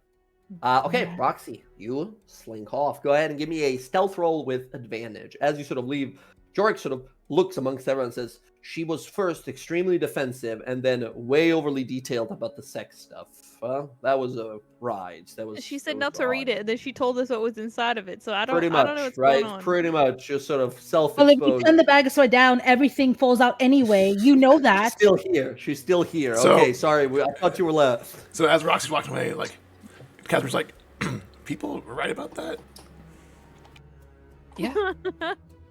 Yeah, it's a big industry for it. A lot of really good books in the genre. Tusk Love just came out, Volume 2's on the way. Okay, I get it. Jorik looks over to you, Casimir, says, "I've always been of the experience that one should experience it themselves rather than read about it." Casimir's going to mutter under his breath. Well, yeah, you have to experience it first. All right. All right, so I'm gonna cast. How long is invisibility? Is it an hour? 10 minutes, hour, one of those two. I think an It's- hour. It's 1 hour for regular invisibility, but if you use an item, cast a spell, or attack something, it drops. Right, Yeah. right. Okay. Okay, awesome. You grab the infiltrator's key, and this is the first time you're actually using it, right? Using a spell from it. It is. Yeah. Okay, you grab the key, and you're like, okay, how does this work? You focus for a moment, you feel something, you tap into its magic, you see the outlines along the sort of the teeth of the key and everything begin to sort of glow, mystically like silvery little light, and then you watch as the key disappears from the top, and you begin to sort of disappear with it. As the key becomes invisible, as do you here. For a moment here, you hear a little voice for a second. Roxy, you hear a voice of thousands of master thieves that have held this key before you, as all of them sort of imbue you with their subtlety and power of shadows. As this council of thieves gives you the ability entirely. Roxy, you begin to quietly move through. I mean, with your modifier, I'm going to say because you're invisible, no need to roll at all. You are able to make your way all the way. You can place yourself anywhere on the map. If you want to be within 20 feet of any of the characters, like the main character bad guys up there in the north, then I'm going to need a stealth roll. Well, I'm gonna also take that amulet inside my regular bag, the one that she gave me, just in case there's Gotcha. opportunity that he puts it down for a moment or anything like that. So how close do I have to get that I can still hear? Because I have good perception. So I'll say 30-ish feet to just be stealth. You don't have to get within the 20 feet to make a roll and such. You could easily be within 30 feet and overhear what's going on. if she wants to overhear Archon, but is there Mhm. anyone in this tent when she gets closer? What tent? Where are you? You can move yourself, by the way. Okay, Move hold yourself on. across the map where you want to be. It'll take a while. It's a little bit of a bigger map. By the way, Emily, quick check. Is the map lagging out for you? It seems to be doing okay right now for me. I think I figure what it is, because it was laggy for me before as well, and I tried something. So, you guys know how we've been playing for like 50 plus sessions, right? So we've been playing for a very long time. What you're apparently supposed to do with the new like additions to Roll20 and its engine and such, the text log, the chat log fills up and can sometimes, for like long running games in these servers, it can slow the game down. I cleared the chat log so you can't see the stuff we were like rolling I was like wondering last why it was time clear or whatever, today. right? Exactly. So that's why, presumably, apparently, it's not as laggy anymore. So it should be better, hopefully. So yeah, that's why we should be have a little better like connection, me and Emily at least. Okay, so this All right. tent, is there anyone in No here? one, no one here. Every once in a while, you will see Archon walk over there, looking at some of the maps and such. Torgar sort of following along, and then they'll sort of head back over here, overseeing the operation. Okay, so I think I'm in 30 that I can hear them. Let's see. Well, it's a little bit. I have to move a little bit up. Yeah, like Do I here-ish. hear? Yeah, do I hear them talking about what they're trying to do? Absolutely. You speak Draconic, right? Yes. Yeah, absolutely. You catch a mid conversation here. You see Archon is kind of looking around. Torgar is kind of talking to him, saying, "Archon, the Crucible was already transported. Are you certain? We would need to go back still." Archon looks back and says, "Unfortunately, yes. Brimscythe here is a much mightier servant to the Dragon Queen that we've even known. Bringing him back as our ace in the hole will require tremendous amount of magic. Krull there is strong. I trust him with my life. I trust him with all of our lives. But there are limits to what even he can do. We need to go back. He needs a recharge. A visit to the prison, tapping into that storm conduit, that hammer, will do him well." Torgar sort of... Do I know if he's talking about like Bryn's dad's like weapon hammer? Maybe, you know? Well, I have the Possibly. telekinetic bond. I will relay that all to them in my mind. The Crucible isn't here. They are trying to resurrect this, and they're gonna go back to recharge. And I'm gonna mention the hammer. See if Bryn recognizes that. Do I recognize that? I mean, Bryn, from the conversation you had with those Jinn before during your like little downtime when you went into the airplane and such, you were told that Yolnir was holding some sort of a massive hammer. That his weapon was some sort of like a gigantic, like celestial hammer. Yeah, I mean that sounds about right.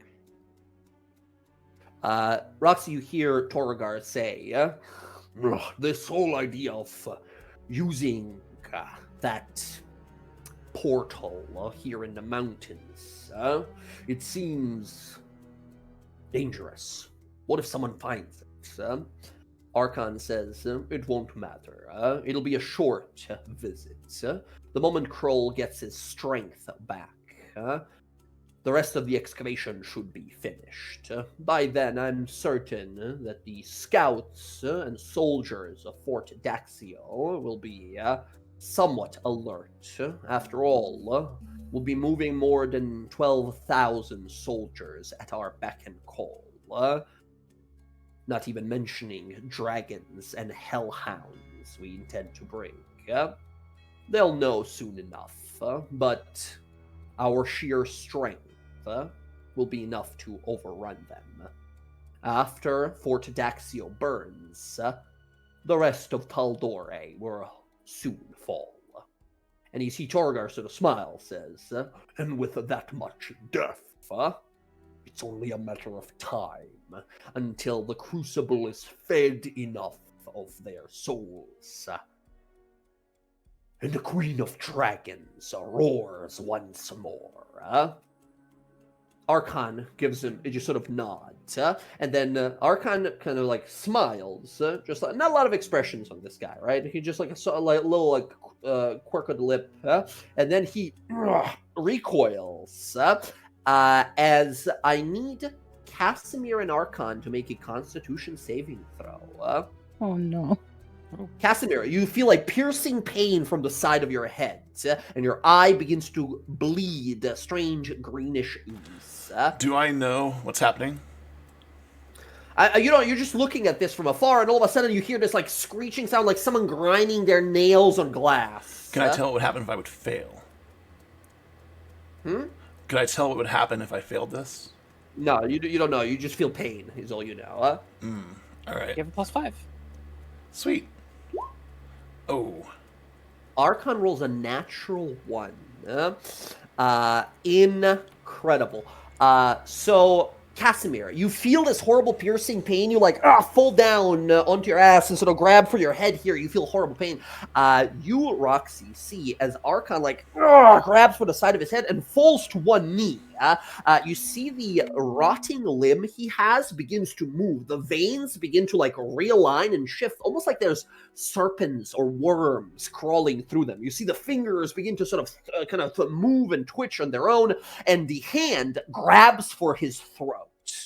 Torgar looks surprised, grabs for his hand, and manages to pry it away. But not before the hand inflicts some sort of like necrotic damage to Torgar here, who sort of falls back, holding onto his wound, but he endures through the pain to help Archon pry the hand. Casimir, you yourself feel this horrible pain all of a sudden as Archon looks at his hand and says, "It's getting more restless. Something's not right. We should move. Me and Obatala will continue to scout here, ensure our new allies and their leaders are put in their place. You and Krull head back, find the cave passageway. Tell Luciferus to bring you through. Should anyone follow you, order him to incinerate and obliterate anyone he doesn't recognize." He holds onto his hand. Torgar looks at him and says, "Archon, you can't be left like this. What if you are..." Archon looks at him and says, "I'll be all right, old friend. Besides, Kai will be here." And he looks up, and you see Kai, like, staring down at this exchange, looking, like, worried, like, oh god, is he okay? Torgar is sort of like, "Oh, I forget how strong she is for how young she is. Very well. Me and Kroll are leaving." And Archon nods and stands up holding his arm there before sort of like shaking it. And you see him sort of look at it and unleash a fire breath, burning his own hand here. And the strange like rotting limb he has like squirms in pain. And he flexes it into a fist. As he says, one last thing he says before he jumps into the white dragon, he says, "Know your master." And he jumps onto the dragon and he flies off while Torgar begins to walk over to Krull. And Krull, who's approaching with a little healing spell before he like puts his hand down, decides not to do it. So, having observed this interaction here, Casimir, you feel incredible sort of like mental pressure on you.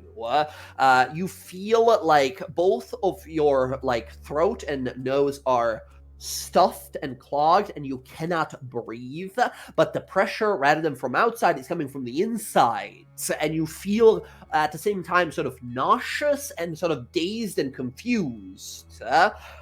You hear a little like a little chuckle of amusement. As once again, Casimir, it seems that your proximity to Archon here and his sort of accursed limb of Vecna is causing you to feel this horrible pain within yourself.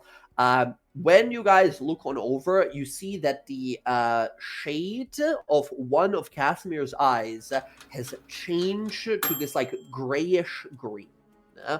Casimir, you're having a hard time seeing through that eye before you realize you lose all sight in your left eye. Yes. Oh shit. You okay? I can't see on my left eye. Bryn, is that something you can help with? At the same Can I take a time, look- Casimir take in a his look at mind it? is gonna chuckle at Vecna. Seems like not all your puppets under your control. Mm-hmm. You do not get a response, but you're certain he heard it. Yeah. Yes, Bryn. Excellent. If you could do something, or Yara, that'd be appreciated. Yeah, I mean, I'll take a look. Bryn, you lesser restoration, right? Or medicine check? What do you want to do here? I do have lesser restoration, Mm-hmm. so I'll use Awesome. You cast lesser restoration on him here. You feel something like corrupted about this. The eye is almost kind of like starting to die away within his skull, right? You cast the spell on it, and you realize like, oh. As you realize your spell cannot restore a dead limb or body part to its full activity. It's not like he's magically blinded. His eye is just the cells in it just died. What? You think it would require more so a powerful healing spell of some sort, or a greater restoration spell. Jesus, I don't think I have that yet. I do have that actually. Ha! Casimir, hold on one second. You're kind of like really fucked up. Hold on. I inhaled my drink. I have that. Oh my god. Okay. You know what I don't have though? I don't have diamond dust, so I don't wanna cheese that. Yeah, okay. Well, we Alright. can't. Wait, we don't have gems. You have But it gems, but shouldn't you don't have matter. diamonds. I don't That- think. It means that- diamond that- dust. That thing you got from the treasure chest should have taken place for it. No, you have the arcane battery. Remember, Yeah, they told me not to anything, take it though. They took it back from me. You guys would not let me have it. No, Casimir gave it to you. Yeah, I know. In last session, we were told I wasn't allowed to have it. Yeah, we'd all sat and talked about how, like, maybe it's not a good idea to take one of the major components to this ritual that everybody's after. And then Bryn with was really us. mad about it. Well, we never Uh, discussed if we were going to take it or not. We talked about it, but then you guys Yeah, talked about moving the damn fucking building, and then that we lost track of that fucking conversation. Yeah, we can backtrack a little bit here. Your guys, from what I understood, your plan was going to be like, let's leave it in the magic vault with the giant construct guardian and such. But like, you never like confirmed exactly. I assumed because that was the sort of like end of the conversation. But if you guys want to be like, no, it's safer with us, it can be with you guys. Yeah, I mean, I don't want to cheese it. That's why I'm pretty sure you guys took that from me. Your guys' call. I mean, go back and get it at another point, right? But we I mean, didn't I leave could it. We didn't leave it in the exact spot it was in. That place was huge. It was the safest in the vault. It's behind two like magically enchanted Yeah, like, doors, protected by a right? freaking guardian. That's crazy. We could have yeah. literally Manny. put it inside the chest of that guardian. That guy would have never knew it was in there. We thought that that he's looking for it in the vault. But the vault is Something. moved now, so Yeah, Vault is now, by the way, also guarded by a bunch of giants as well, right? You guys told him stop punching the gnomish spaceship, and just Yeah, so it make sure should it's be in safe, there. Bryn does not have it. Okay. Okay. I think I will say canonically it is back in the vault, protect or like within the chest of the giant construct, right in the like control room in there. That is next to Gundergrunch, that is protected by a bunch of hill giants. It is like as safe as it can possibly be. Yeah. if I might be able to make a suggestion for you, if you know how to like gentle repose, if you've ever heard of that one, it does stop the body from decaying. You might be able to at least buy his ice some time before it's completely gone. Well, you see, I don't have that prepared today, so I'm saying either way, I can fix it.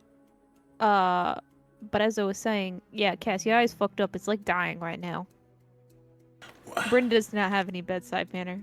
Mhm. Terrible doctor. You fucking got Roxy- cancer. You're gonna die. But Casimir Yeah, appreciates it. I like He nothing I appreciates can do. the straightforwardness and the uninnuendo. Mhm. Roxy, you think a similar thing happened to Archon?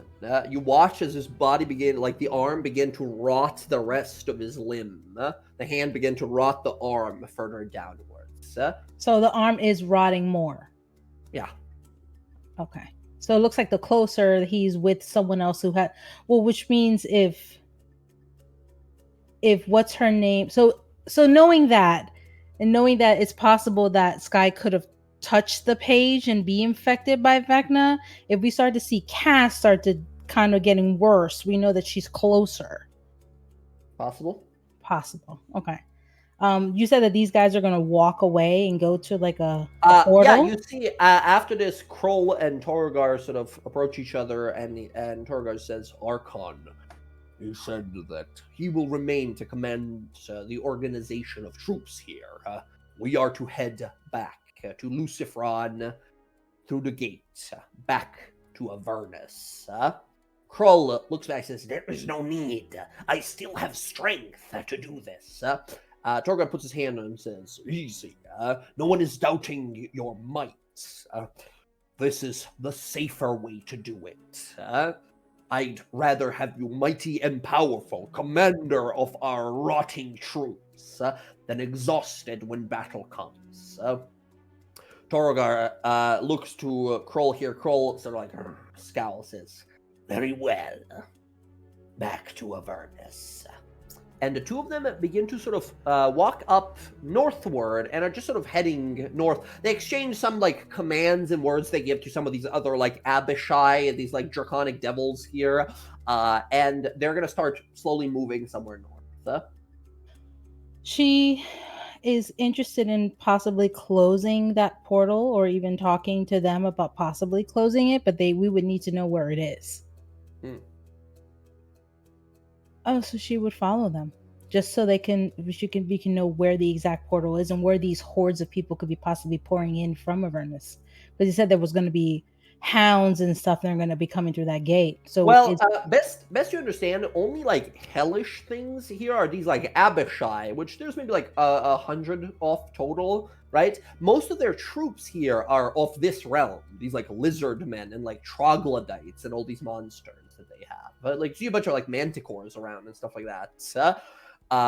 But yeah, their commanders are coming from the hells. Give me one stealth roll here. You can absolutely have advantage because of invisibility as you go tracking them down. They are being cautious. They're looking around. 27, they stand no fucking chance. You follow them for some time. You see about like 20 minutes of walking from here. There is a dug out cavern. Around it, there seems to be some old symbology of some sort of a temple. You see, this might have been like a temple of like Melora or some sort of other goddess, but it's been sort of like defaced and destroyed, and past its broken gates, you see a strange greenish infernal glow. When you sort of make your way in there and look, you find another like a dozen or so hellish guardians, these like Abishai draconic devils. Some of these like hellhounds, these giant muscular like black hide with flaming eyes and lava pouring out of their mouths, like canine creatures. And then where there was like a statue of some sort of a goddess, instead there is a burning inferno, like a massive portal that has been opened, and there's a staff wielding mage, like a blue Abishai, powerful like a blue scaled devil dragon, draconic, like a dragonborn, right? And they have a few words with him, and the two of them go to sort of step through that portal. Beyond that portal, you see a blasted wasteland, a distant tower, and an island with what looks to be a vast prison on it, with a lightning storm gathered above it. Okay, yeah, and she would make her way back to them, and then she would let them know that telepathically what was in there and what that kind of, you said lightning storm, Yeah, like prison. Yeah, she would definitely She would definitely let Bryn know that.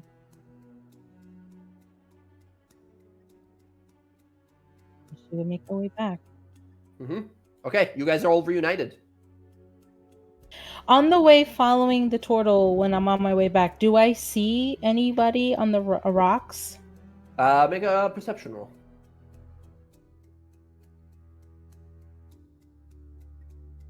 $17. You do not. You do not spot anyone nearby you. Okay. She is going to, out of her bag, because she has some arrows that she made similar arrows for Jonas. She's going to take one out of her regular bag and she's going to put it on the dirt to see if he is there and see if he will see it. Because he would recognize the arrows that she made. She made them with red feathers. Awesome. You leave some behind. Do you wait or do you just leave? No, she'll leave. Okay, gotcha. The party's reunited. You see Jorik look over to you when you reappear here. Roxy says, this is a unique situation here. It seems that most of their leaders are gone, and yet all these dragons still remain. If combat is your intention, this could be a good opportunity for us to fight this Archon. Although I must admit, he looks like a dangerous foe. Other than that, what happened on your investigation? You said they went back to hell? Yeah, he needed to charge his energy because he can't resurrect this thing with his magic. So I think he's going to get power from Avernus. He went to there was a prism with a lightning storm around it. It's going to get energy from the hammer and then come back to bring this shit to life. And an onslaught of demons, hounds. They're planning on killing everyone in Fort Daxio. And continuing throughout Tal'dori, just massacring people. And the more people they die, the more they feed the crucible and the souls, and then they're going to bring Tiamat back here. That's and what they're this doing. crucible is not here, then? Can you give me? From what I understood, they said that they stored it somewhere.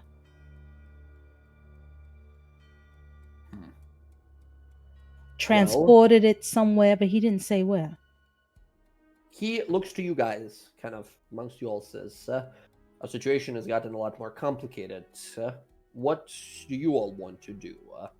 The way I see it, there's some options here, but I'd like to hear your thoughts first.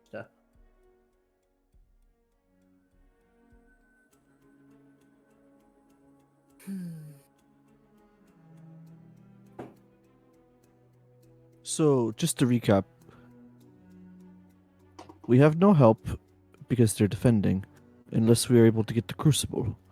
And the Crucible is in Avernus. He said he transported it. He didn't really say exactly where it was transported to. He said it was taken back. I think out of context clues, you would probably assume it was taken back to Avernus. It sounds like we're gonna go find my dad then. Well, the thing is, they're gonna need the Crucible here when they start killing innocent people to gather the souls. Not saying we should wait for that. I'm just saying that's what they need it for. I mean, if we go there, we get the Crucible, maybe we find my dad. It's like two birds with one stone, right? Jordik, you're the only one that's been to a hell. We went for a little bit. Oh, I guess we went for a little bit, but we were in hell. Is it worth to go? We have a choice of our battlefield. Do we want to take it there or here? He sort of crosses his arms, looks out, and says, hell is no place for weaklings. Hell is no place for innocent. Hell is no place for people of good intention or will. Hell is a place that corrodes one's ideals and beliefs. Even the strongest minds can succumb to it should they stay for long enough. But Avernus is the first layer of the 9 hells. It is the generally most safe of all the realms. Even then, it is extremely deadly. I've been a few times. I know of a few locations throughout Avernus. If you wish to go to hell to perhaps cut off these two individuals, this a minotaur and a turtle, from coming back with whatever gathered power they seek to get, I could act as a sort of a guide. Once again, I've not been there nowhere near enough to know the place like my own home, but I knew of few individuals there, dark dealings that could be made in exchange for getting what we need to be done. Just an FYI, where that portal is, there's a lot of shit there. Like creatures we would have to fight, hounds, and some man, like a blue dragonborn who was able to transport them back and forth through the portal. So I don't know if he has to willingly let us in there to transport us. So that might be an issue as well. I have means of convincing people even beyond their death. And I'm sure you do, but the biggest problem we will have is getting all of these people here to the portal without being seen by Archon and his dragon, the red dragon, and all the undead. I mean, not saying it's impossible, but you know. Do we know how long they're going to be gone? He didn't really say how long. He just said he needs to recharge. I don't know how long that process would Casimir takes. understand what to recharge means? I mean, to recharge, he's a spellcaster. He needs, like, spell slots to function, right? If it's some sort of a ritual, it could be hours. It could be days. You know, you don't know. If he's using, like they said, some sort of a hammer, some sort of an artifact, it depends on the power of that artifact. If it is extremely powerful, then less time. It is not as powerful, then more time. Generally, your idea is like it probably won't take more than a day. That's what I was thinking. It probably won't take more than a day for him to recharge and come back. But could we face off with Archon here without his aides? We would only have to worry about him and the dragon and Kai. Yeah, I mean, if we can get them secluded. Maybe we can even nullify Kai if we're further away and flag down the dragon in some manner. A question for you religious folk. Is there any way you can do something to the bones of this dragon to make it not be able to be like brought back to life? Is there anything you could do to it? Do you think we'd just survive an encounter doing it? They're all over there. If we tried to do something to that skeleton, even if we could, I mean, I could try hollowing the ground, but even then I can't do that with them there. So if we lure them away, is what you're saying? No, because that takes 24 hours, and I don't have the materials to do it. Could you guys not give me the fucking arcane battery? Short of Halloween, there's ceremony to bless it. Might buy it some time. Not 100% in the way that, Hallow would be, but Jorik nods, looking to you, says, it's a powerful holy spell, definitely enough to delay them, but I feel like Bryn is correct here. Any sort of interaction with these creatures, luring away, killing some of them, anything that would arise suspicion, could take away the one advantage we have, the advantage of surprise here. Best I know, they're currently unaware of us. While it would be incredible if we could somehow bless this skeleton, prevent it from being brought back, the risk of revealing ourselves would be too dangerous. So you're all powerful. I've seen what you can do. Do you fancy your chances against up to maybe even more than 4 adult dragons that can move, fly, and get around this place fast? No, I don't think so. Yeah, I mean, I can't attest to anyone's ability other than my own, but my own stealth is not that great. Bella's is not that great either. I am not good So- at stealth, no. If I try Well, to cast a then- spell to do this, Well- I'm not gonna be quiet. Yeah, Jorek looks around and says, well, then let's use our other skills. Are any of you capable of burrowing, traveling underground, disguising yourselves, flying? Yeah? I can fly. Anything that might not need to facilitate stealth. I can travel through my echo. Oh yeah. That's an excellent way to go about this. I'm worried about you guys flying and those dragons seeing you. That's something I'm worried about. Actually, I have a little bit of an idea. Hmm. Roxy, do you think you could sneak down there and just get a part of that dragon's corpse? Oh, I could totally do that. If you Me- could, all I need is a piece of it. I can basically give it its funeral rites, and for the next 7 days, that corpse can't get back up. All right. Say less. right. Incredible. Roxy, do you have another invisibility spell? Or I know it's 1 per day from the item. It is. So it means you just gotta go stealth your way down. Unless someone else has invisibility to cast on you. No, but how far away is it? The skeleton? The skeleton, or hiding point near the skeleton. Yeah, I- you're here, like, you can see it, like 50, 60 feet down below you. Can I use disguise self to turn myself to look like one of them? Oh, Into a zombie lizardman? Yeah. Yeah, you can.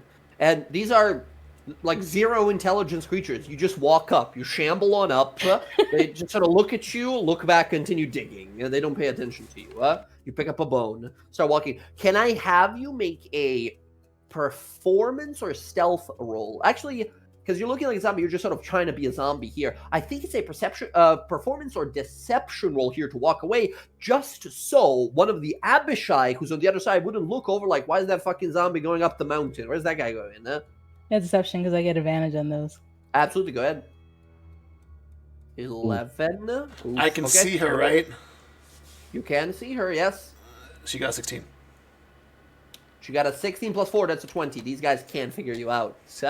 A zombie went astray, right? You just shamble it up. You look like a skeleton, like an undead zombie, undead lizard man for the next like hour or something. And you great. notice like they're just not paying attention to you. You're a zombie. You're one of the zombies. You bring Yeah. back a She's bone. gonna do the which, by thriller way- dance and then hand the bone to Yara. You bring back the bone. It's like that big. It's like size of your fucking shoulder to shoulder, right? Big, heavy. The moment you touch it here, both you, Roxy, and you, Yara, you feel a little like electric energy fall off of it. Even in death, this creature was like incredibly charged with light. Yeah. Oh, Yara's hair fluffs up a bit more. oh, this is Bryn's kind of dragon. Uh-huh. Oh hell yeah! Told to do the breath on me. I'll fucking just stand there. I'll taunt it. Where is it? It's dead. It's laying Well, there. It's been oh, dead wait. for years. I'm Damn. gonna need an hour, but 7 days. We'll be getting back up. It's fucking fantastic. Do we have to keep the bone, like bury it so they don't know, or it doesn't matter? No, so it'll have to stay here, because it has to still be, and she says with air quotes, part of the corpse, right? If you take it away and then it just kind of then necromancy will raise it with whatever. But if it's here when the spell reanimates it, it's part of the corpse. All right, so 7 I could just days. put it back. Exactly. All right. Very clever, both of you, very clever. Yara, you take an hour here. You begin to chant in Sylvan language. You begin to cast your spell. You conjure. We see these like drops of water that begin to flow around you and sort of adhere to this bone. Lightning zaps and sort of fries at you a few times, but you are very tough, very strong.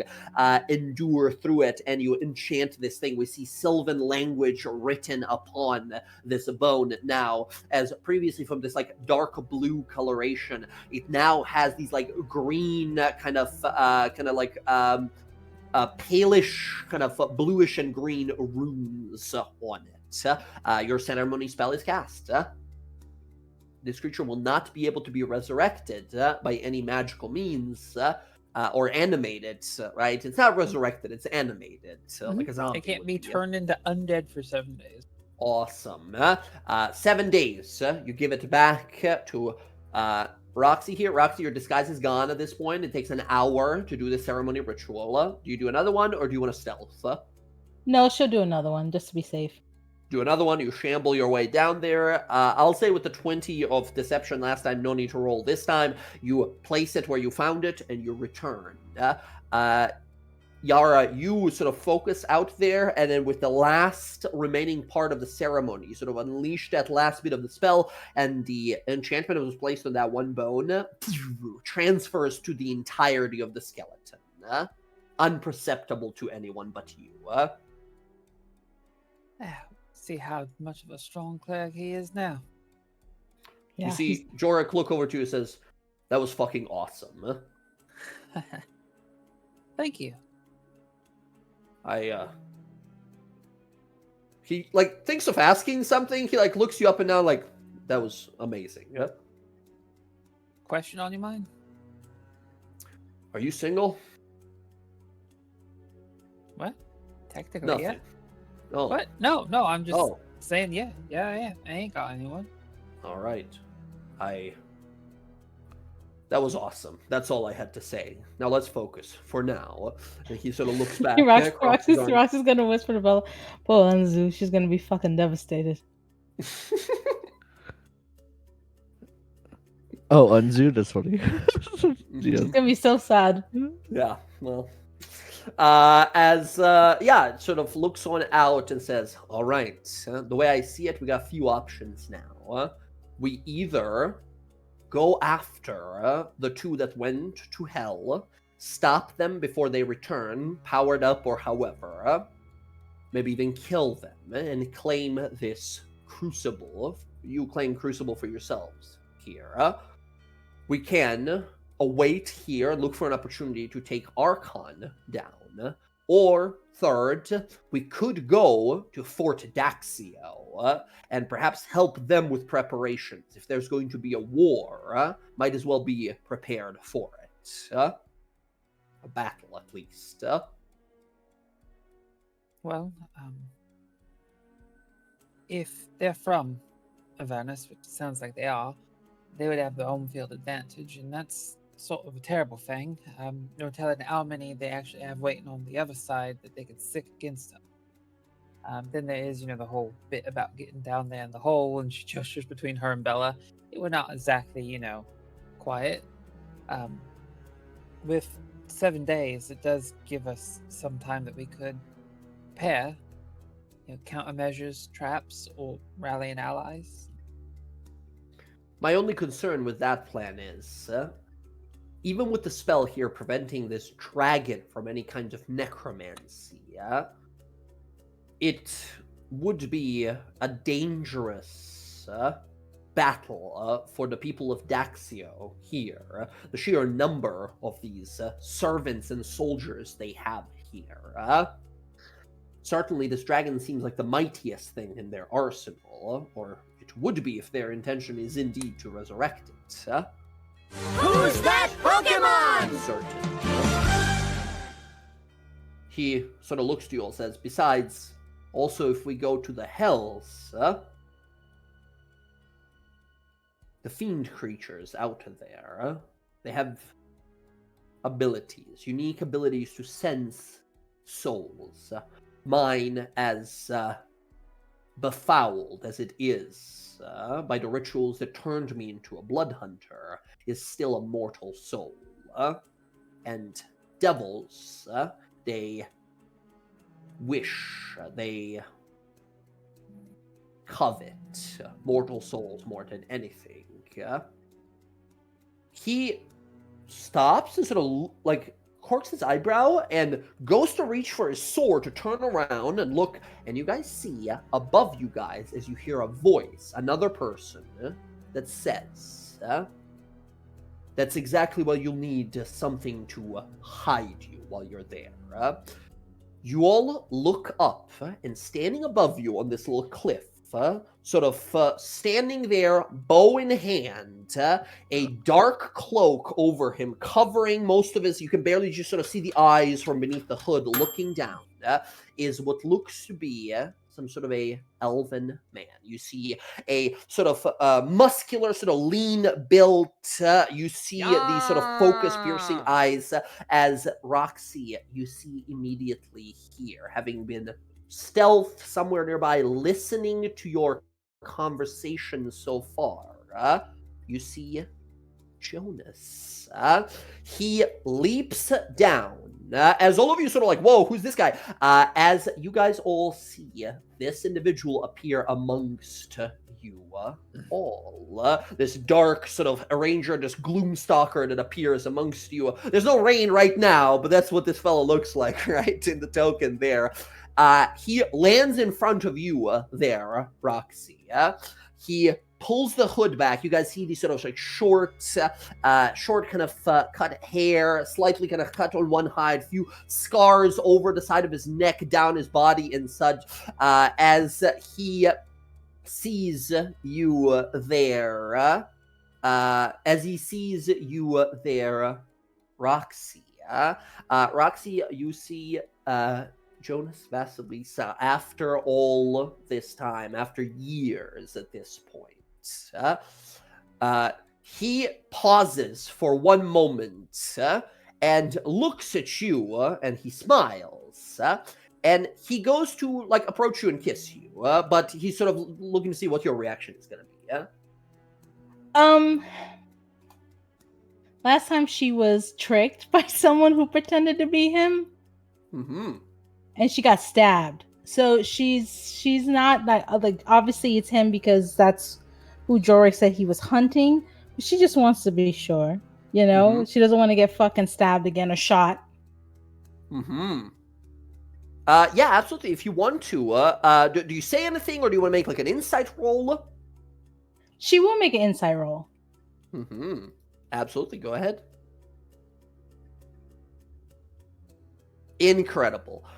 He sort of looks to you and sort of clocks that you're just sort of like trying to be safe about this. He sees that you're sort of says, he puts his hands up and says, it's me this time. You can trust me. And he opens his shirt, revealing his like super fucking jacked, muscular body. Stars. You see all the scars, and you see a star tattoo on his chest. The rest of you guys just see this guy, like, open his fucking shirt up.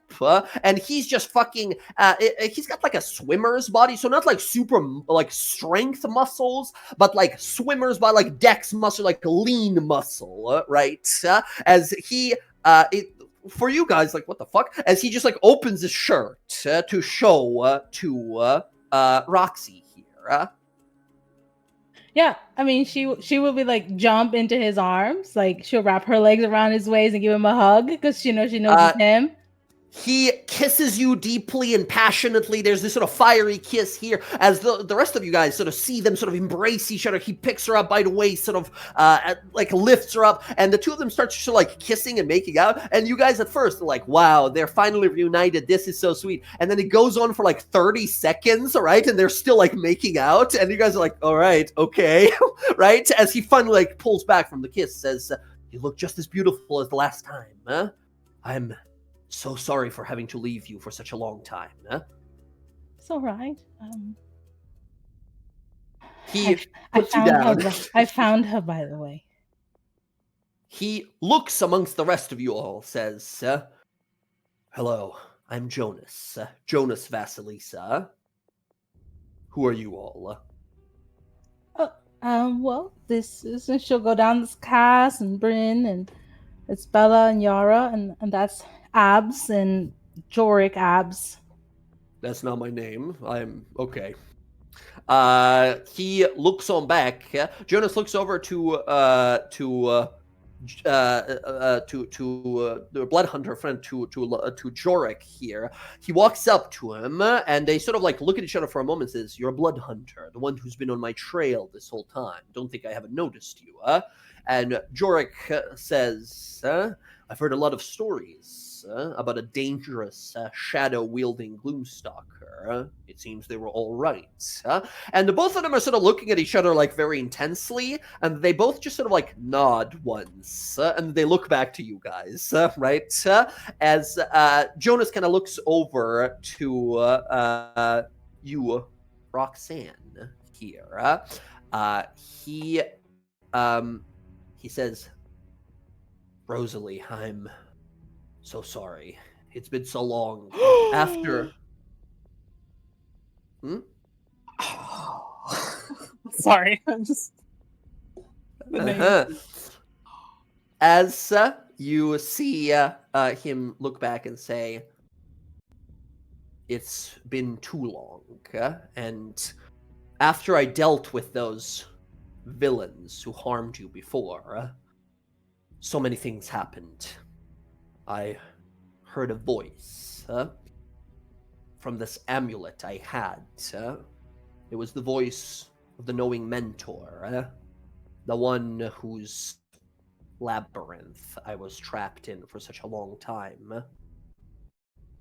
She knew something was coming and wanted to warn me, but before she could, this Dragonborn and his villainous crew beset upon me. I was able to distract them and keep them away from me for a long time, but they got their hands on the amulet. One of the two. After that, I was hunting after it. I heard Ayun pleading that I find it sooner rather than later. I wanted to find you, but I didn't know where you went. But I knew one day we would reunite." Yeah, so that man in the maze, the one with the mask that was hunting you, he's hunting me now. He's out. So he was in Wild now. I don't know if he's here in Tal'dorai, but safer for me to be over here, and you were here, so, or closer to here, and I end up finding your sister. He looks over and says, "You found her.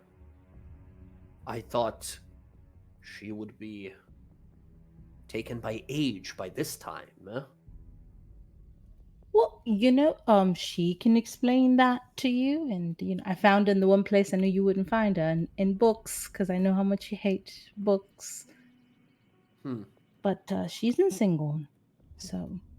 An eternity in a library would certainly make one dislike casual reading for certain, but that man in the Wildmount, once we're done here, we'll find him too. Put an arrow between his eyes.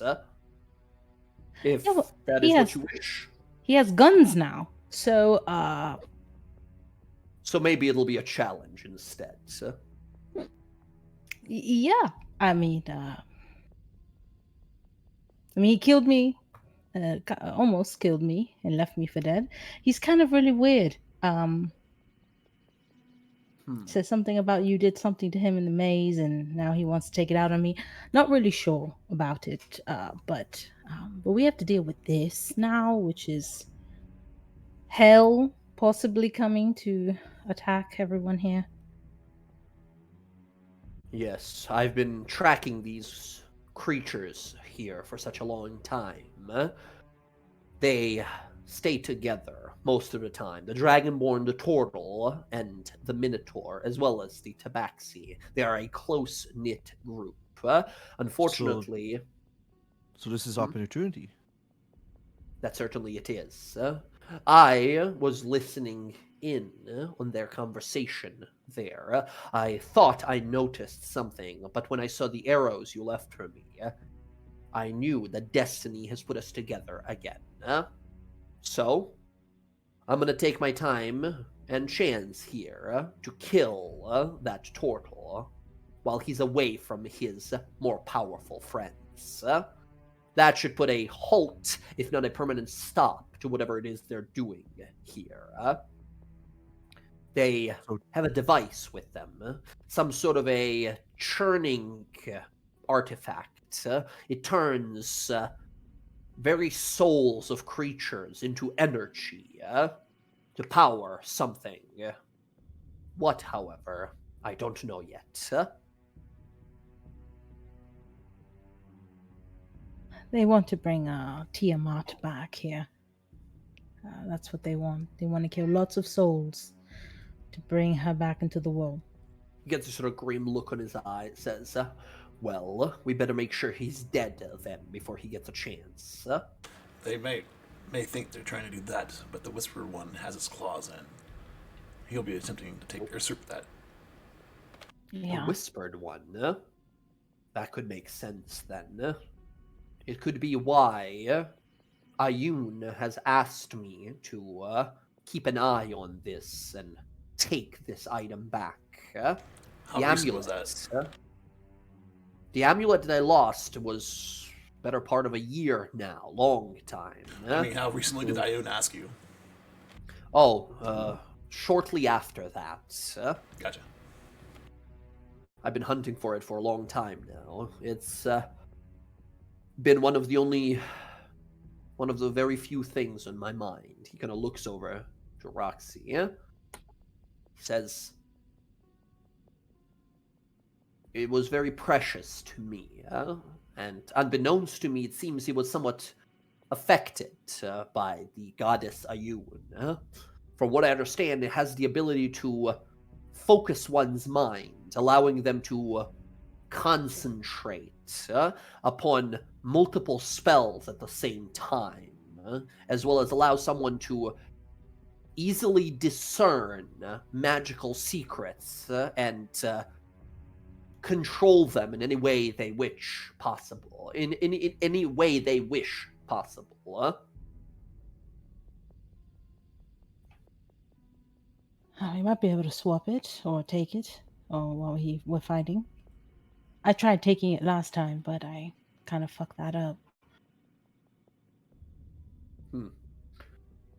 I suppose I too was on my back foot when they stole it from me originally.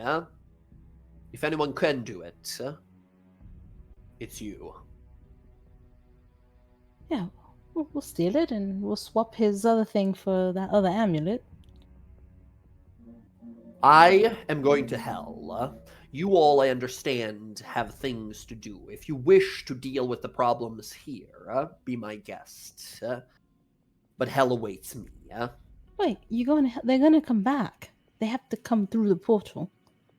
And once they do, they'll be reunited and stronger as a whole.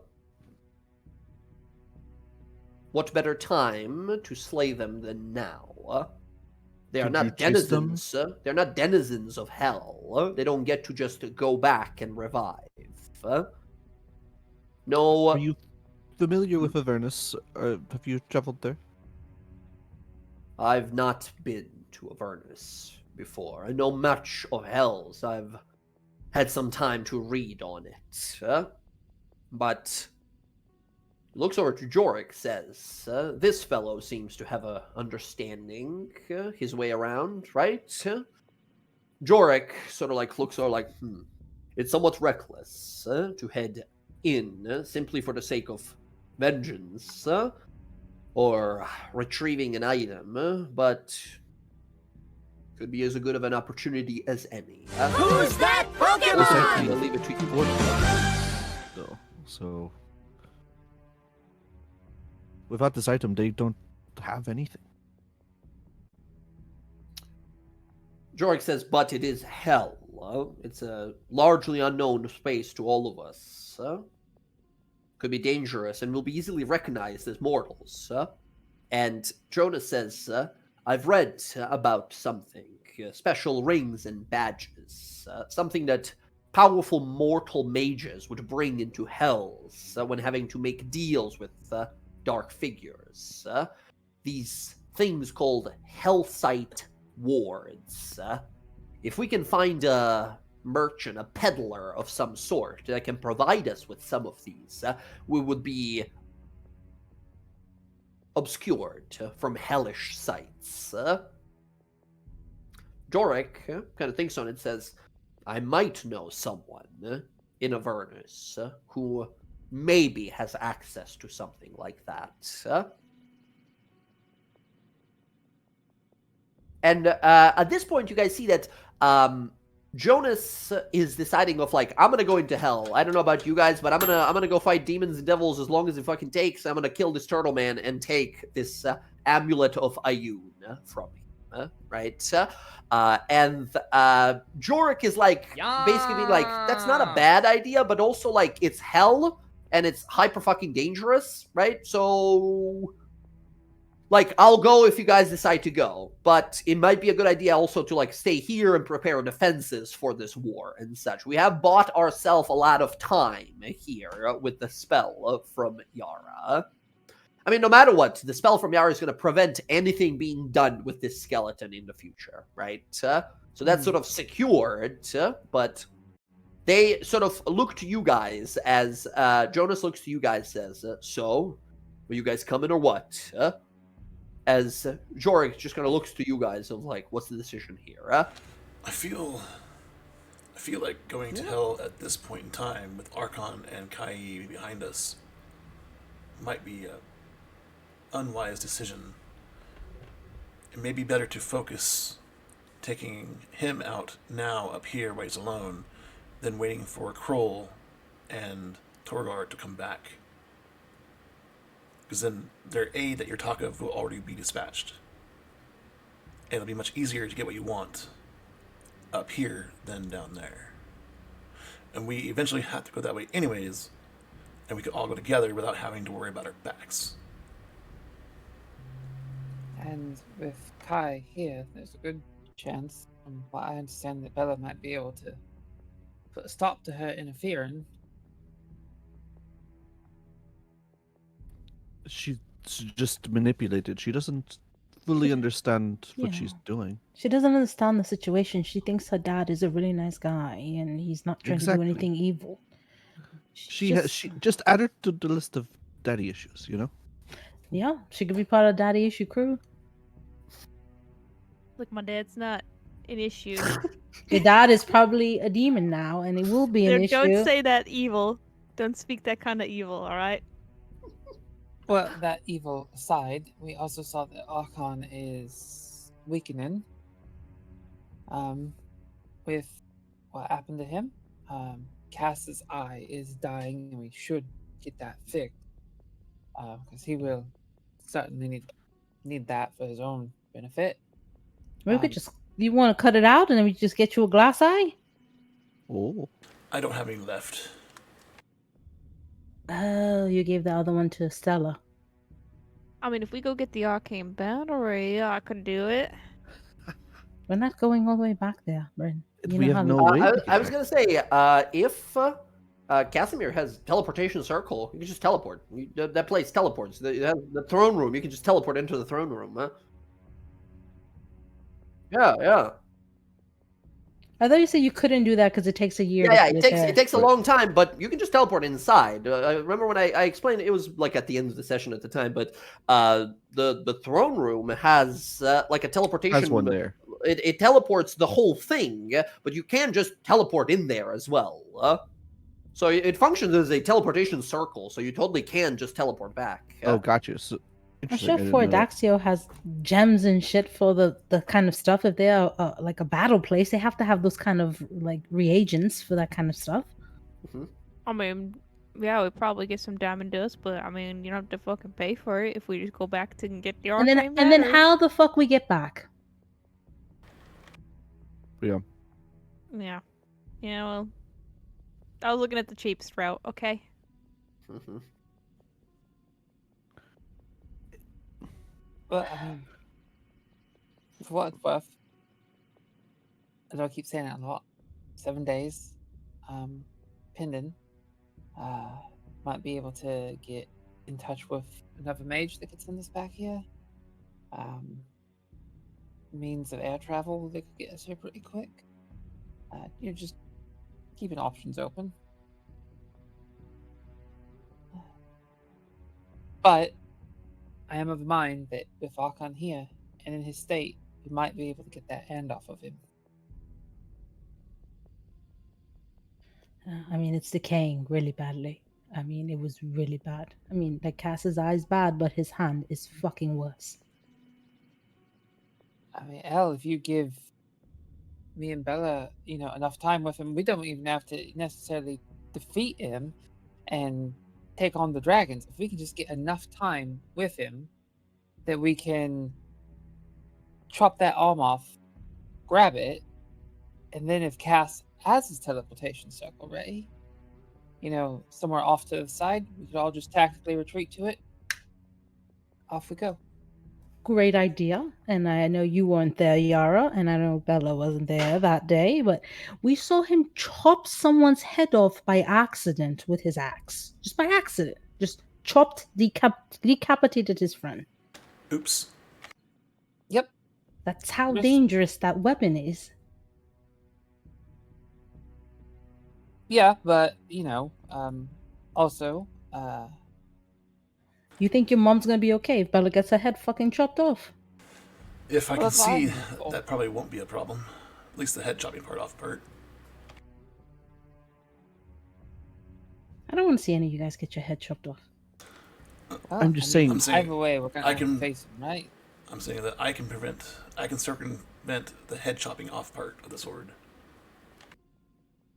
And I was kind of thinking the same thing, is that I know we're powerful, but are we powerful enough to take on Archon? I don't think so.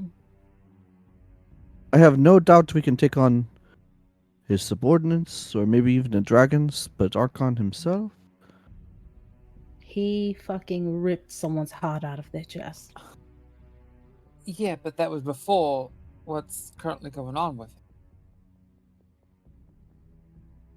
I mean, I'm not thinking saying about we it here, you guys could try, and I think if not you guys, then like Jorik might mention it, like maybe if we set up an ambush, if we are able to bring his mount from the sky mid-air, he would probably be significantly injured through the fall.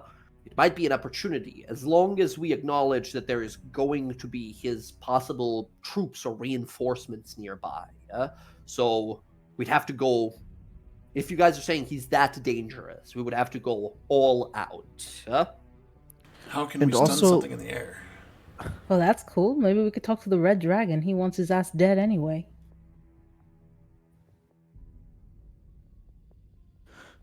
That's not a bad idea. Do you think it would be worth talking to Kai before we do something like that, though? Because I don't want to, like, if we kill her dad in front of her, she's not going to We don't be on our side. have to kill him. Bella, I think you need to, like, talk to her and really tell her the shit that he's planning on doing. I don't think she I- realizes he wants to kill hundreds of people. I understand, but when will I have that opportunity? I mean, In fact, I don't know if you remember, but I was able to get through to her once, and she ran away from the battle. But then when we redid it, all that timey-wimey shit, it didn't go down that way the second time. So it's possible. It's just, we got to do it right. all right. How about you try to get to Dr. Kai?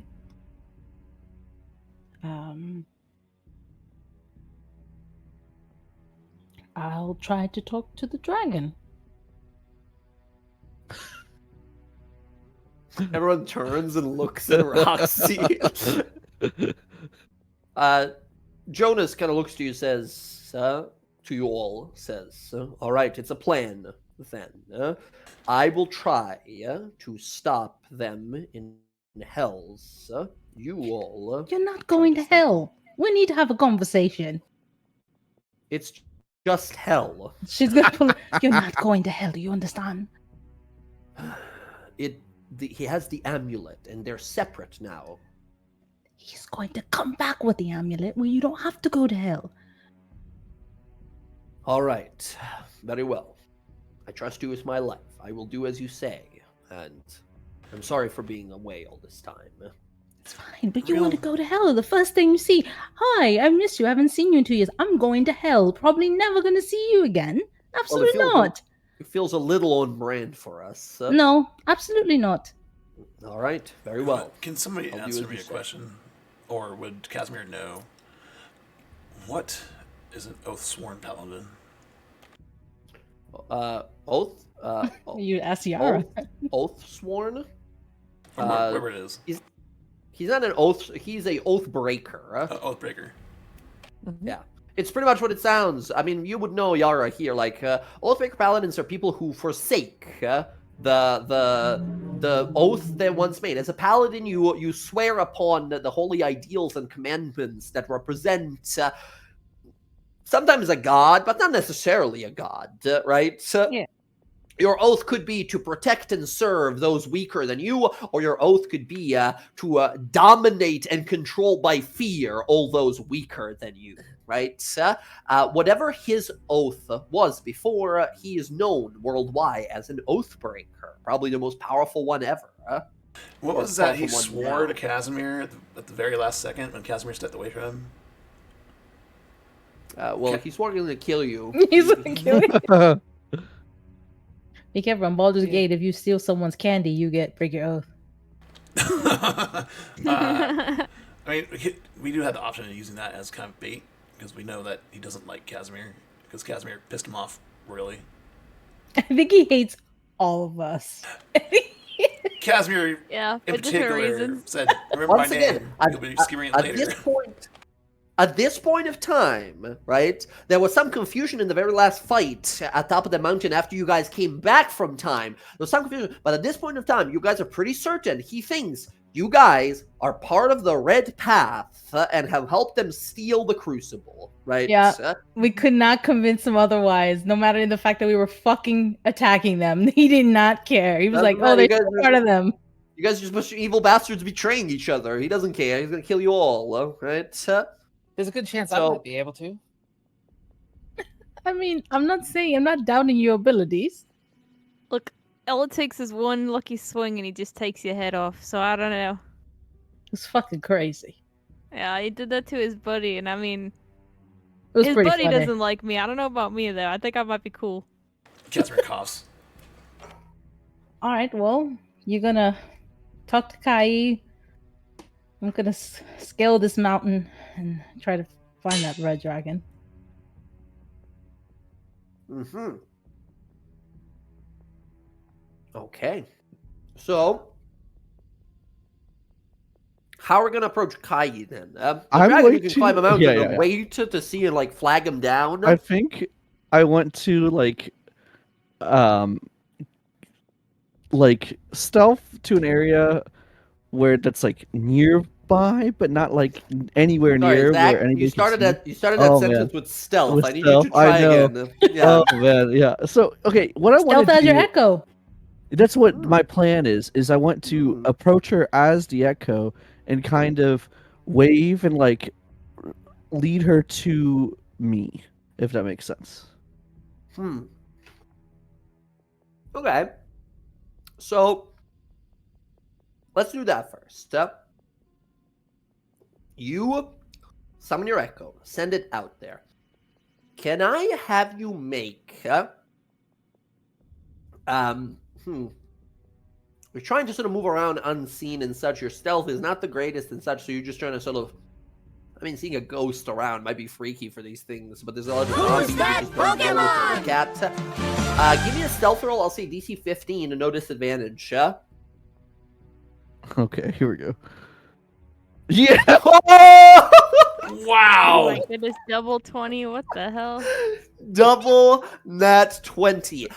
You conjure your Echo and shunt it forward. It travels sort of like flying across, leaping across the mountains here, moving very fast rather than like stealthy, avoiding sight by just sort of moving past the people's vision as they're looking the other way. You get on top of a mountain.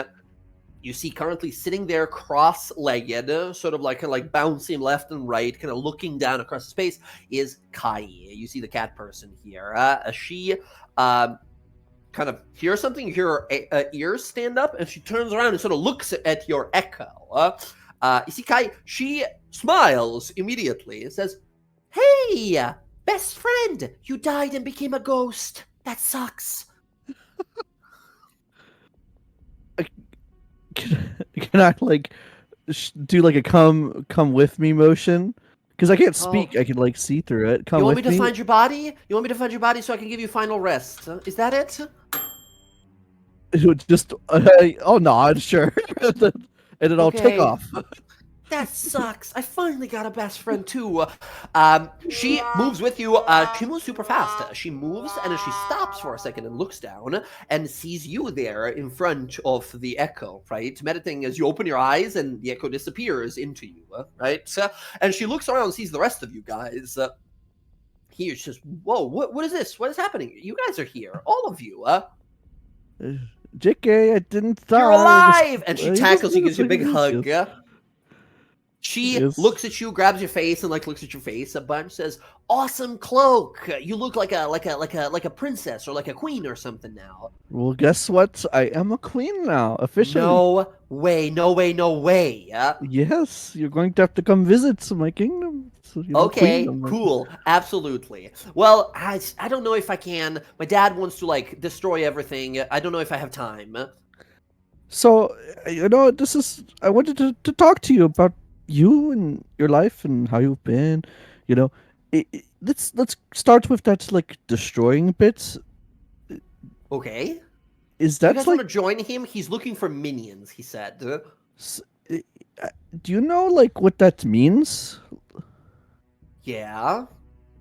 To like, just break stuff and burn stuff and such. He said he has to do it because his boss, or like he said like my grand boss said that that's what's gotta happen. So I was like, if it's gotta happen, I can't do anything about it. And he's my dad. So. Are you know- sure you want to be complicit in destroying the world? Well, no. I don't really like destroying stuff too much, but he really likes it, and he raised me, so, Can I tell you a story? Okay. So, one day I have That's a giant hobgoblin, by the way. I didn't even see. Who are you? Oh, I didn't yes. see you before. Hi. This is Yara. Hi. name's Fuck, your Yara. hair's so awesome, man. Oh, I'm dating her thank you, mom. Ben. You're dating her mom? No! That's gonna be funny. Oh, That's gonna be so God. funny at like a dinner when they're like looking at each other and you're kind of feeling awkward about it. That's so funny. Yeah? That's like the is funniest thing Yeah. I've heard. Yeah, no. Yeah, anyways, nice to meet you. Glad you like my hair. I've been growing it my whole life. Which kind of like shows that it's like down past her ass, but still like braided and held up. There's a lot of That's it. awesome. I keep doing stuff with my fur, but every time we go to that hell place, it just sort of kind of shrivels down. Not Oh. good for fur. Moisturize it. They don't have that. They just have like blood stuff down there. So, anyways, Kai, yeah, I have a dad too, and he was the king of my people, Oh. and I noticed that he started being irrational and started not having the good of me or my people in mind. He wanted to use me. He thought he knew what was best for me and was controlling me in ways that I realize now he was manipulating me for his own gains because he was not of the right mind. So I left my home, I left my people, and that's where I met these people. I gestured to the group, and we've gone around Tal'dorai and saved a lot of people as the DawnGuard. And I eventually was able to go back home and confront him, and I fought him for the rights of my people, and I was able to become queen and fix his mind because it was broken and he was insane. Oh. All I'm saying is that just because your father says something doesn't mean it's right, or in it sometimes it doesn't mean it's a good thing. I mean, I know. I get that. I understand he's not a good guy, but he's not really a bad guy. Well, yeah, kind of. He look. It doesn't matter because I when I was a little baby, there was a big, like some evil creature thing that was killing everyone in my village, and he killed it. He killed it, and everyone else was dead. So he just sort of took me with him, and he raised me, and then well, he's my dad, right? So I seen what he does. I know he's not really a good guy, but it doesn't really matter. He's family. It's the only one I have. So if this is like gonna be a problem of us being best friends, I don't want to choose between you and my dad. That seems kind No, of I just unfair. want to know what you want, you know? I just want you to know that just because your dad wants something doesn't mean you need to want it, right? I don't. I want. What do you want? I want to. Well, I want to have a family. That's all I really ever wanted. I guess it's kind of silly to say, but It's not silly to say. uh, I feel you. Funny how You it know, seems to be coming around to that every time. here, um, I gesture to the people around me, you know, we all have issues with our blood family, but, you know, we are found family. We're family together, and we found each other. And you can find a family too. Maybe it's here with us. you see her still kind of like like jittery and kind of moving around. I okay, but what happens? Because like you guys don't really like my dad, and I don't think he's gonna like the idea of me saying that I'm gonna uh not uh, help him anymore. So what are you asking?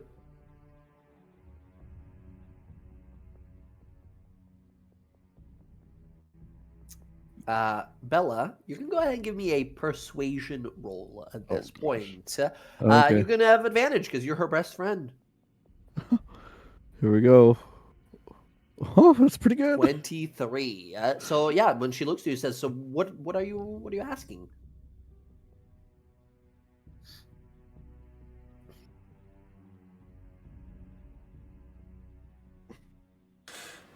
I think what Billa is asking is the things your dad wants to do aren't in the best interests of the people who don't deserve it. And I know that you realize he's been hurting lately because of the thing on his arm. Yes? Yeah, I don't know what it is. It doesn't. It's an evil thing. And we, though it may hurt him, do wish to relieve him of it.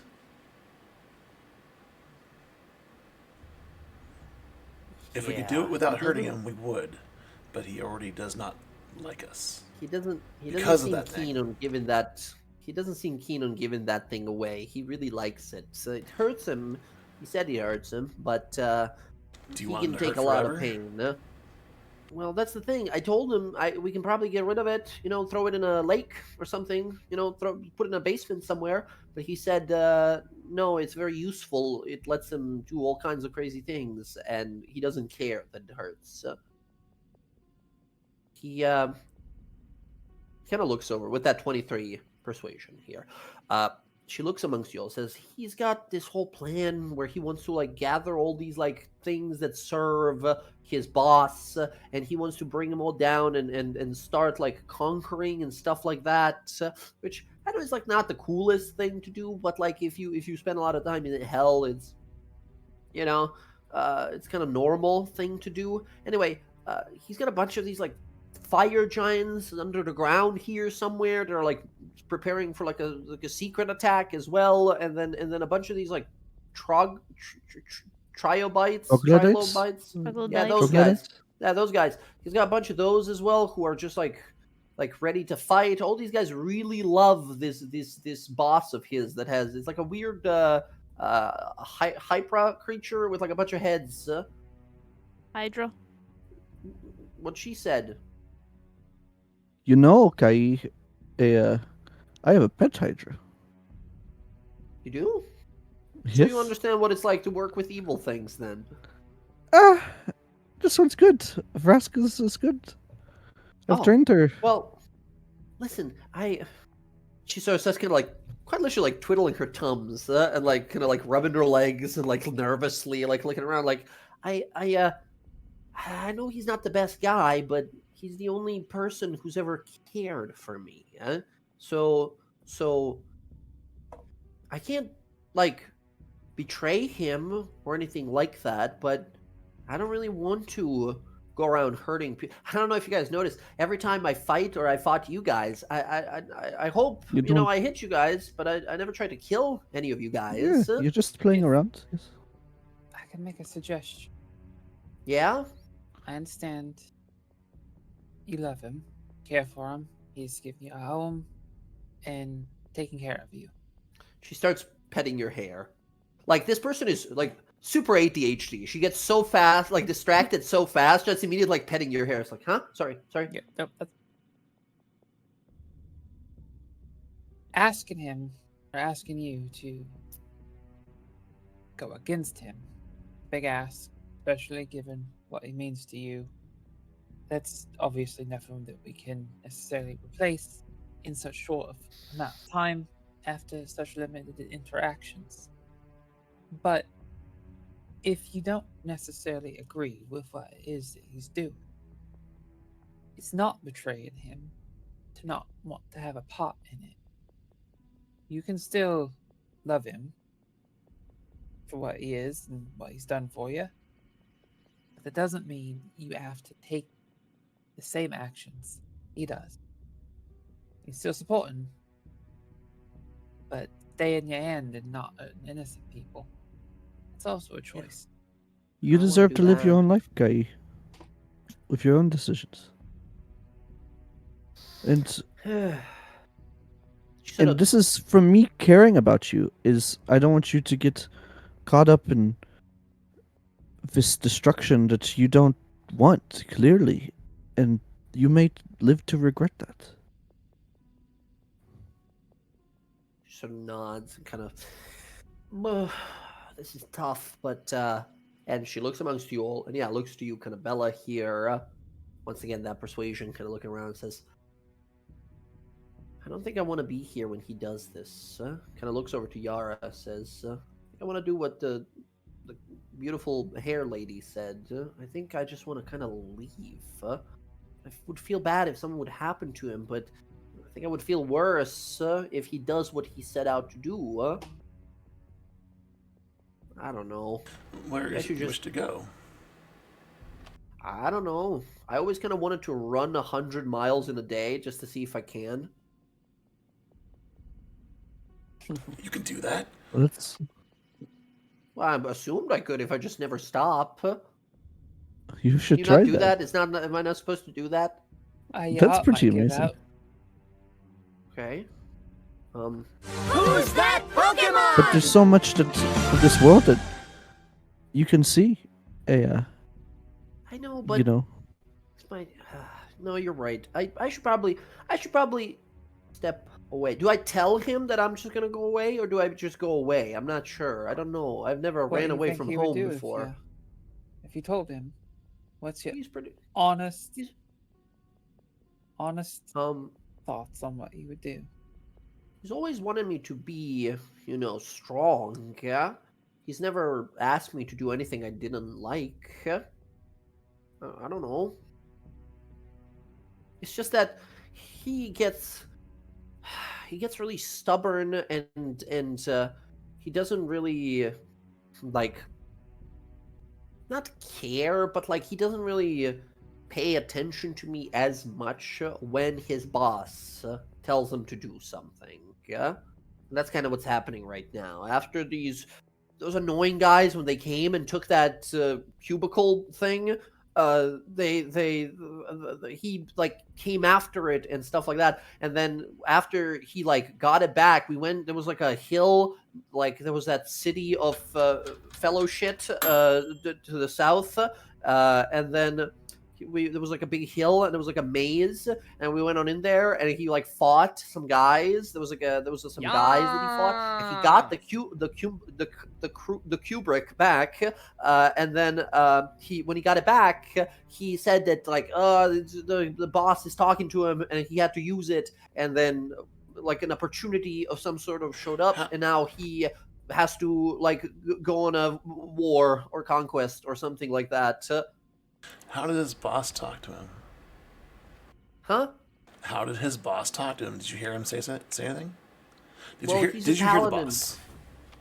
No, I don't ever hear her. I don't go to the scary mountain where she is. Hydra thing lives. Tiamat. Tiamat. Yes, that's the one.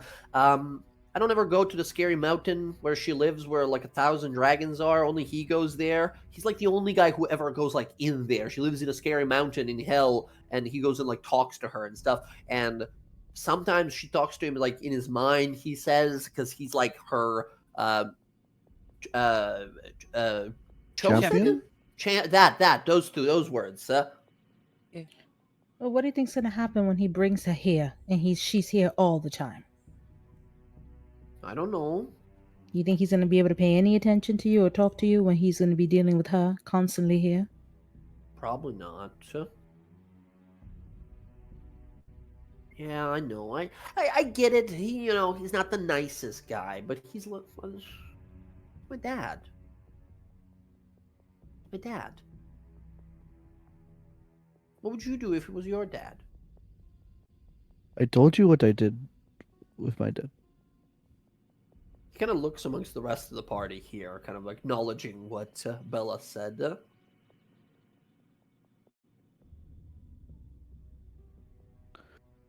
I didn't have a dad. I had a master. That doesn't sound nice. It particularly wasn't. Did your dad teach you anything? Train you? Yeah. It taught me how to move faster than an arrow, and he taught me how to scale a wall, and he taught me how to do mystic magic kung fu.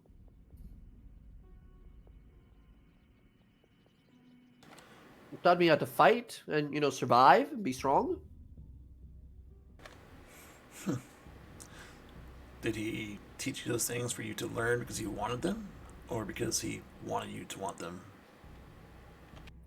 Well, I saw him one time when I was very young. I saw him hit a building, and the building fell into 2 pieces, and I always wanted to do that, so I asked him to teach me that, but he said that I was too small to hold a big weapon, or it's too dangerous for me to hold weapons, and then instead he saw me one time punching a tree, and he said I could be a weapon, that could be my weapon, I could be my own weapon instead, so he just sort of found, there was a bunch of demon guys that helped me train and stuff like that, and that's how I learned it. That's pretty cool. So If you want, I don't know. Guy, if you want to meet some people, some really nice people and stuff, and I just want to let you know that you will always have a home among my people too. If you go to Visa Isle, that's where my tribe is. I don't know what that is. I'm not from around here. Yes, I can always take you there sometime. So Okay. Where are you from? You don't mind me asking. There was a village somewhere my dad said it was like by Bjonden. I don't remember the name. I don't know. But it was like a village somewhere next to a jungle, and then it was all like destroyed, and then he took me away, and then I grew up in hell mostly. Does that Sounds ring like any you weren't too bells? far from where I was. You can give me history rolls. So. Oh gosh. I'll roll a Yeah. history. Mhm. I do know a jungle area. 12s. Ah, okay. Yeah, very good. Bryn and Yara, you guys think she might be talking about Byroden. Byroden is a small town to the south of Singorn, beyond the Elven lands. It is a small sort of, mostly like half-elf and human town, which a bunch of like others, like Genasi and Tieflings and Tabaxi occasionally. And it's known to you mostly because it's usually like a small, little peaceful swamp town. But it came to fame maybe 20 years ago or something, when it was burnt down to a crisp by yet to become as powerful as he was when he originally died in Iman, the Cinder King, the fire dragon Thordak. You think she might have grown up in Byroden, or was born there when it was burnt down?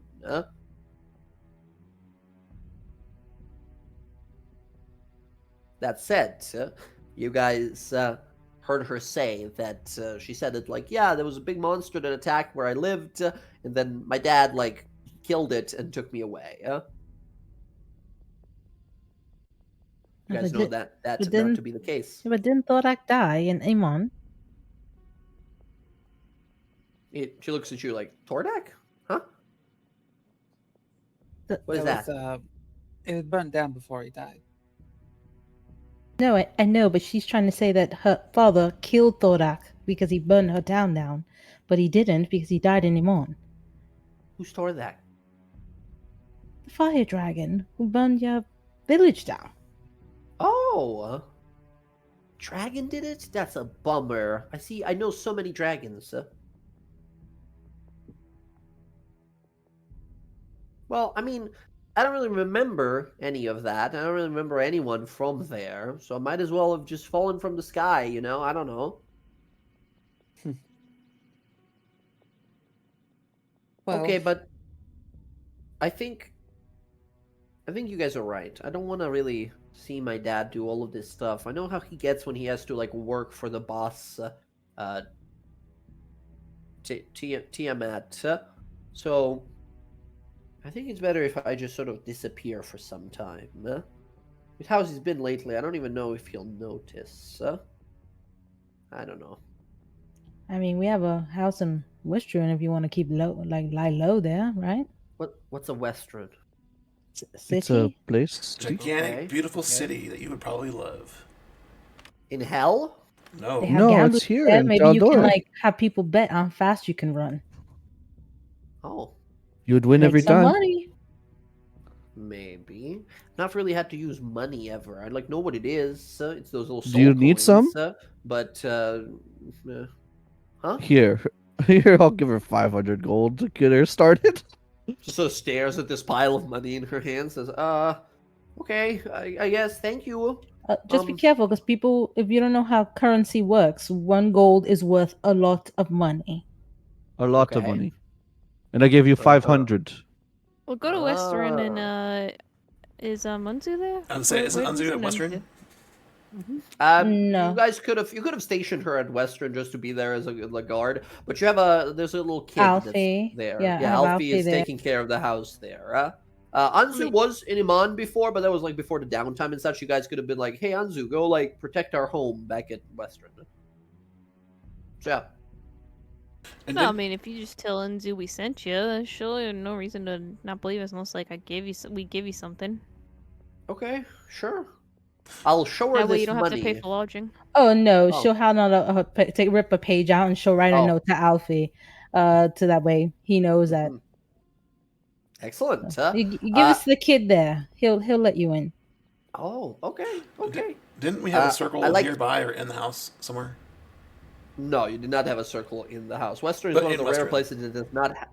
There's Western, no. we got access to the one in Cobalt Soul, but that's because Yeah. they allowed me to let you see it. Gotcha. Yeah, exactly. She looks around and says, "Okay, well, I'm gonna bolt then. You guys, whatever you gotta do, just like I don't know. I just don't want to be here for it. Whatever happens, I understand that Dad might be too gone, and like now that he's doing everything that the Dragon Lady says, you might have to kill him. I understand that people die. Sucks. He was just nice to me. That's all. You can always I'll give her keep that friendly part of your father. You don't have to like add all the other stuff with it. What do you mean? Like remember all the good times. Don't worry about him trying to kill the world. Just hold on to the fact that he cared for you and took care of you. He still did those things. Yeah, that's true. Okay. I'll give her a big hug, pull her in, and Yeah. say, "I care about you, guy, my bestie." And He smiles. I like you too. I care about you too a lot. I hope to hang out after all this is done. We will. I can't wait to show you so many things. You seem really strong. I want to see if you can throw me to the moon. It'd be fun to try. Yeah. Anyway, I'm gonna go now. She looks around at all the party here, the NPCs that are with you, at Jonas and Jorik, as I was sort of looking. She sighs, looks around one more time, gives a little wave. You guys watch as she sort of gets down into like a 3-point position and then runs almost 400 feet in a single round. Just boosh, disappears, right? There's gust of wind that is left behind as she goes. Once again, she's got that tabaxi ability to like double her monk speed for one turn. It's just ridiculous, right? She just boom, bolts across the ravine, disappearing. Yeah? As you guys look around, Jorik says, well, that takes care of that. Now only the head of the snake remains on his dragon.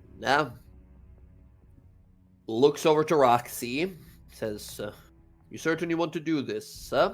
And Jonas kind of looks to you as well and says, you want to negotiate with a dragon?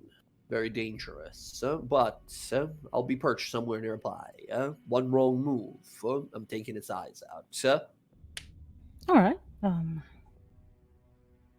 right. She'll start trying to climb up to try to get to a spot to try to find the red dragon. Awesome. How are you trying to flag it down? She doesn't want to draw too much attention because I guess she doesn't have any fire. Oh, she does have a phoenix arrow. Can she shoot into the air and make it go like shoot make fire, like to ignite it? Yes, she could. 10,000 of these minions will see that. So that's I probably not like shooting a flare, right? Everyone will see that probably. And it had to be something a little more subtle. Because otherwise, what's stopping the big white dragon to also like look over and notice that, right? Let's see what I have here. It's some sort of an infernal dragon, right? Perhaps if any of you spoke infernal, you could try to. Yeah, only abyssal. Can I write something in like draconic on the ground? You could try draconic as well, yeah. But once again, in draconic, all dragon things can read that. Yeah, I mean. Casimir seems to know infernal. He can help you like scribble something down. Yeah, I mean, if he can help me scribble something down, I can draw it like on the top of the rocks or something. Awesome. Casimir, what's the sentence? What do you want it to say? What does Roxy want to say?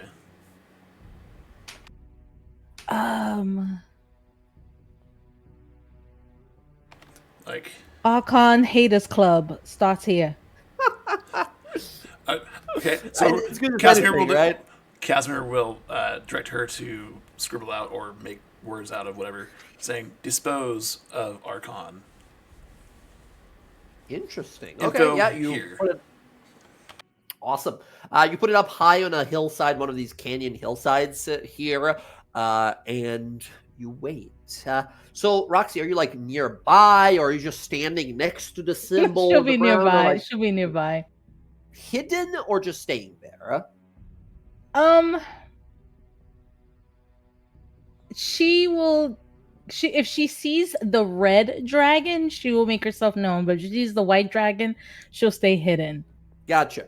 Okay, so you sort of remain hidden for a little bit here, and eventually you do see red wings, these hellfire flames emerging from as it unleashes a breath of flame below, melting the stone as such. It's almost like napalm burning, everlasting flame that stays there.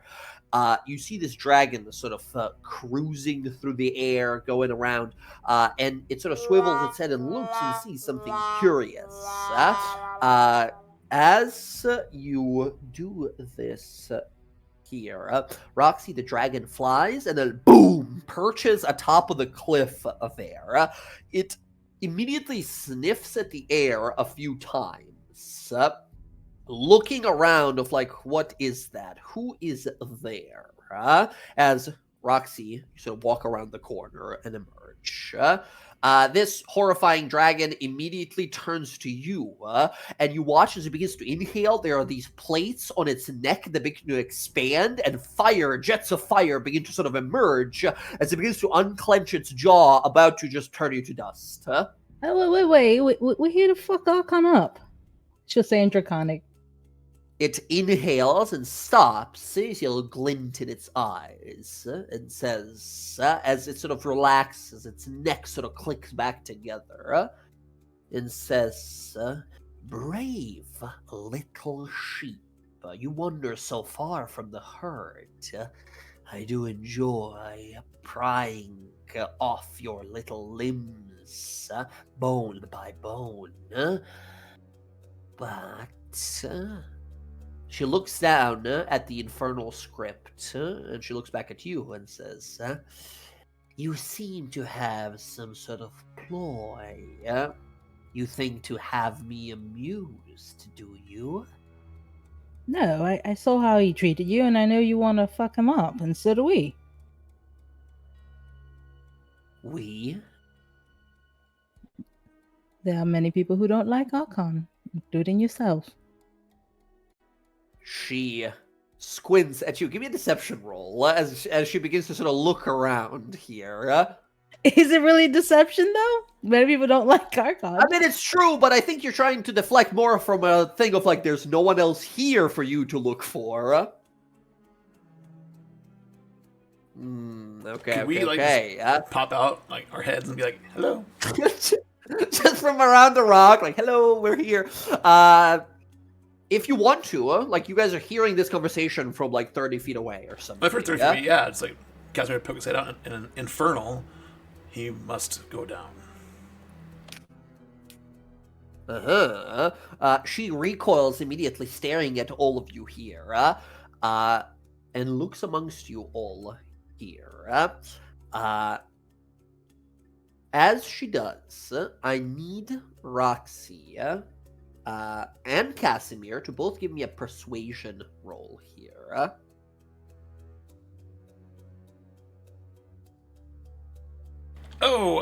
Casimir is going to use his inspiration for that. Okay.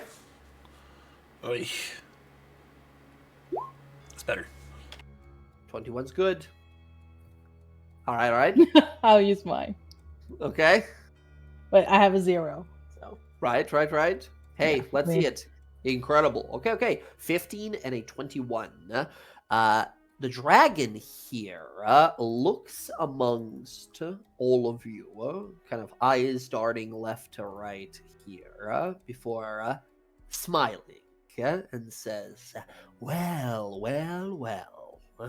Still some creatures left with a backbone, even despite of the effects and powers of Archon the Cruel. What a delicious surprise. And you wish to, what? Send him down to this hellish origin? Pry his very soul? See his body ruptured and broken? I mean, all those sound fantastic. How do you pick one? I too wish to see him slain. He has commanded the attention and favor of my goddess for far too long. Too long.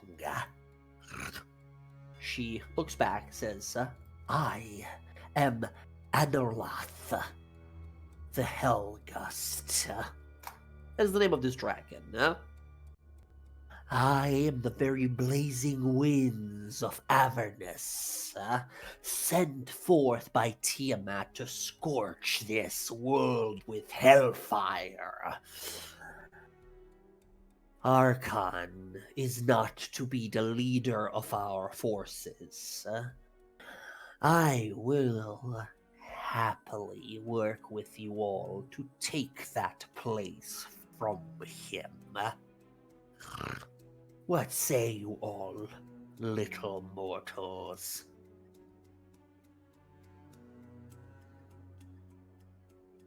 So Rux is gonna tell them telepathically, oh, I didn't know this one wants to be the leader. And you're like, ooh, a little awkward. And the dragon just sort of kind of like gets a little close to you. You realize like the immense heat emanating from this dragon's body as it just sort of stares down at you. I mean, telepathically, Bella will say, "Kill her after Archon?" Question mark. For now, and telepathically as well. Telepathically as well.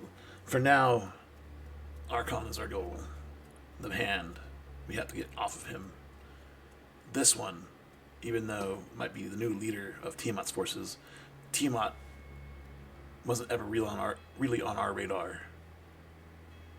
She will be after this, but for now, we have to deal with the pages. All right, so I guess we have a deal. Then we get rid of Archon.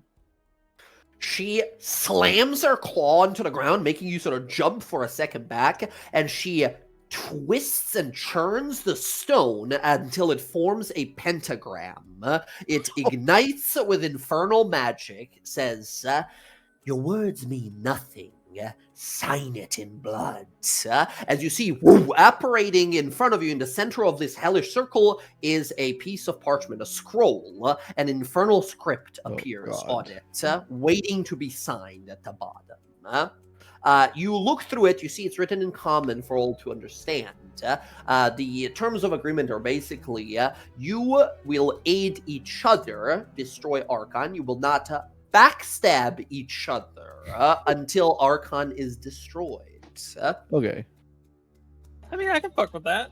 Can I Kill Archon, then kill her. Yeah, well, yeah, exactly. If any of you goes back on this deal, your soul is to be forever consumed by the lost souls of Avernus. Can I investigate the scroll or look at it, make sure there's no like hidden shit in it? Absolutely. Go ahead and give me an investigation roll. You sort of look over the legal text. Can I give her a 17. help action with the infernal knowledge? Absolutely. Yeah, I'll say go ahead and roll with advantage. Oh, shit. What 17 would have missed, you see written in there that term of like, until he is no more, right? That seems a little ambiguous to you. And I think knowing sort of infernal lore, Casimir, you realize like, well, that's never gonna happen, because even if Archon is killed, he is never forever destroyed. His soul will go off somewhere, and he will still exist in that sort of idea, a concept of a soul. So she's trying to trick you here, being like, even if he's destroyed, you can't work against me, because he's still alive, technically in hell somewhere. until his soul would be destroyed. That's when he's like no more on like a cosmos scale of things, right? So you realize like if you want this to work, you need to amend it to be like until he's no longer living on this plane. Okay, so would that be appropriate, or is that still too big? How do you mean? Is living on this plane too vague of a term? Would it be... It can be for your guys' sake. You want it to be as vague as... She's trying to make it as vague as possible, right? You guys also want it to be. I mean, I'll leave it up to you guys. If you leave it as vague as possible, it can be interpreted in different ways, letting you guys get out of the deal. Right? Okay. But if it's strictly written and you know exactly how it finishes, you have something to count on when dealing with this creature. What if you word it that he's no longer drawing breath on this plane of existence? I like that. For no longer drawing breath for at least 10 minutes. Kill him and then we start a timer. Pretty much. Okay, so how do you mention this? Like, do you like call her out and say like, "Hey, what's this shenanigans?" Yeah, well, this shit nice right here. try. It says, yeah, you're trying to trap us forever. Twists her head to the side, says, "Trap you?" Yeah, I mean, he can just resurrect in hell and come back. And she sort of twists her neck to one side and begins to kind of circle on you. By the way, this is a adult dragon. So, like, 60-foot wingspan, like 40 feet from, like, nose to tip of the tail. It's a gigantic dragon. So not an ancient, like this thing that's laying in the ground. Still, ginormous fucking dragon. Begins to kind of walk around you like a cat, inspecting a helpless prey. Kind of staring at you, says, what possibly could you mean? This, implication of yours would indicate... I'm sure it was just an oversight. Our peon minds don't understand your smart genius brain here. This term, though, we need to just modify it a little bit so we can understand it better. It sort of looks back at you. Give me a, Casimir, a persuasion or deception roll here. Anyway, I can assist him with that.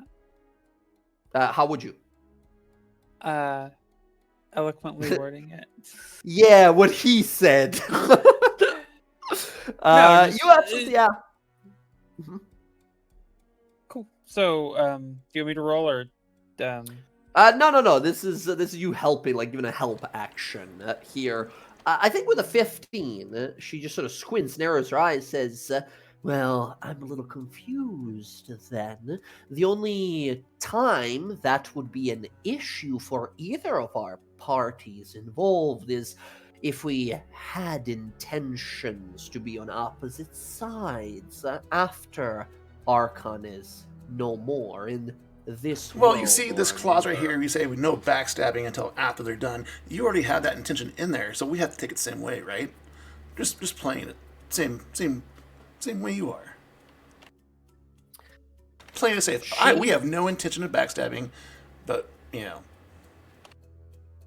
know. She looks around amongst all of you here, squints, and here's the roll that makes or breaks this. I'm going to roll an insight check for this dragon. This dragon has its own plots that it wants to accomplish and such, but as it kind of inspects you all for a moment here, I will say the original roll that you guys made here, the 21 persuasion and the 15 persuasion we had from the two of you guys to get it to sort of be interested in working with you guys. The average of the two is what it needs to beat to see that you guys, obviously once it knows that you guys are not friends, but you could be useful allies to you. The roll is basically to see if this dragon thinks that you guys are too much of a hassle, too much of a Who's trouble. that Pokemon? Your guys' average roll was an 18 amongst those. So do we want them to roll high or low? You want them to roll low. Okay. So, because if they get over that insight, or their insight over your persuasions here, they realize, like, this could be too dangerous. Like, if these obviously mortals, like, die and fail in this, Archon is gonna know who to point at, right? That's her sort of, like, fear, obviously. And I think you all guys gonna, like, understand it. You see her sort of mulling it over here. Bella will flex. Okay. She just sort of squints, like, weird, but okay. As in, we're powerful. We got this. Oh, gotcha. Okay, I thought you just like. Get out of. As like, like we got some. We're not just anybody's, right? We're gonna like. Give me an athletics roll. Show me how powerful you are. Oh, not that good. 15. Okay. You know what? It's we're getting down to it. I'll use my inspiration. Why not? Inspiration. Okay. So Plus 12, by the way. Oh, that. there we go. So got a 15. 25. Okay, she will roll with disadvantage. She looks amongst you all and realizes, like, this might just work. Here's the insight roll with disadvantage. 13. She smiles, says, very well, then. She waves her sort of giant dragon claw, and part of the script that said, like, until he is no more, disappears and says, until he is no longer drawing breath upon the realm, upon the continent of Tal'dorai, and looks to you all, if that is amendable, if that is, like, agreeable. Yeah, only one of us has to sign this, right? She looks to you, smiles, only one. Yeah, she'll take out her blade and rip her, like, cut into her hand and sign it in blood. You kind of look off to the side. You see Jonas standing on a hill nearby, aiming at this dragon, like hidden by shadows. You can kind of see him with your insane passive perception. He gives you this look of like, this is dangerous. Are you sure about this? Yeah, I mean, better me than them going to hell. He looks at you both like, that's really fucking hot, but also like, okay, I got you back if shit comes down and hell becomes a problem for us. You prick your finger. Unless you want to sign it, Yara. I mean, don't necessarily mind it. Don't intend on breaking it, and neither do I. But I mean, I don't think you would want to go to hell with your. I mean, paladin and all. Oh, I have to go there anyways to find someone, so it's not that. Yeah, but you're gonna be in a prison if that's different. Well, it's only if one of you decides to shoot her, No, we're trying to kill Archon here. That's the goal. Exactly. See, so there's nothing to worry about. Do you want to sign this, or do you want me to sign it? What's the matter? Having second thoughts? No, we're trying to figure out who's gonna sign it. We're all excited about, you're signing it. We're trying to decide who's going to sign it. She waves her finger and makes like multiple more little signature spaces. Says, "If you're interested." No. One of us wants to have the honor of doing it. Like the head person to sign it. She smiles to that. I was like, "That's fucking right, you do. Do you know how fucking tough and dangerous I am, right?" Yeah. Like smiles to that. So, Yara will reach up and prick her finger on her tusk, and then. Like, yeah, here we go. As you, she's the strongest one. Your blood burns and becomes this green smoke, and then you see there, kind of left, is a bloody print, like a fingerprint. The contract rolls up into a scroll, and then you see it as it burns away and disappears. The hellish symbol beneath the sigil also disappears. The dragon smiles, says, "The deal is made. Whenever you call upon me, I shall aid you in striking down Archon. Until then, do not contact me, do not reach out, do not cause or invite suspicion. Obatala, that brute, is too frenzied and loyal of a lap dog. Kind of gesturing to that, like, white dragon. You were wise to choose to deal with me. And she begins to recoil. opens her wings. This hellish flame begins to radiate, kind of burning away at you guys. And then she leaps into the air and rockets into the clouds above. We have a secret ally. Nicely done, huh? You see, appearing there next to you guys, from like the shadows themselves, you see Jonas appear, kind of take you by the hand there, Roxy. Says, a hellish deal. All right, we'll get out of this. You've gotten out of worse situations. We'll get out of this one too. Yeah, it's gonna be fun. We're gonna kill some demons. Fuck yes, we will. Yeah. All right. Kind of looks around to everyone, says, so, since I'm not going to hell, I'll be helping you then in any way you need. Let's knock Archon out of the sky.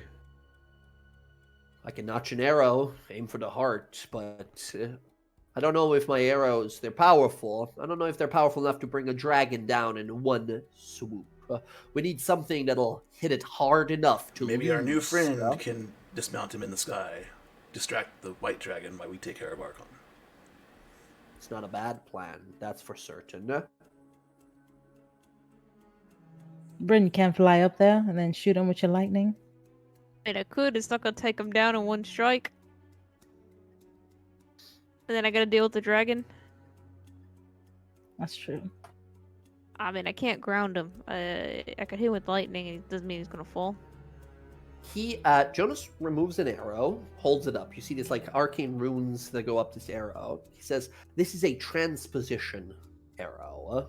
If anyone is being particularly suicidal, I can shoot this arrow at the dragon, and whoever would be holding the bow at that time would be teleported to the location where I'm shooting it.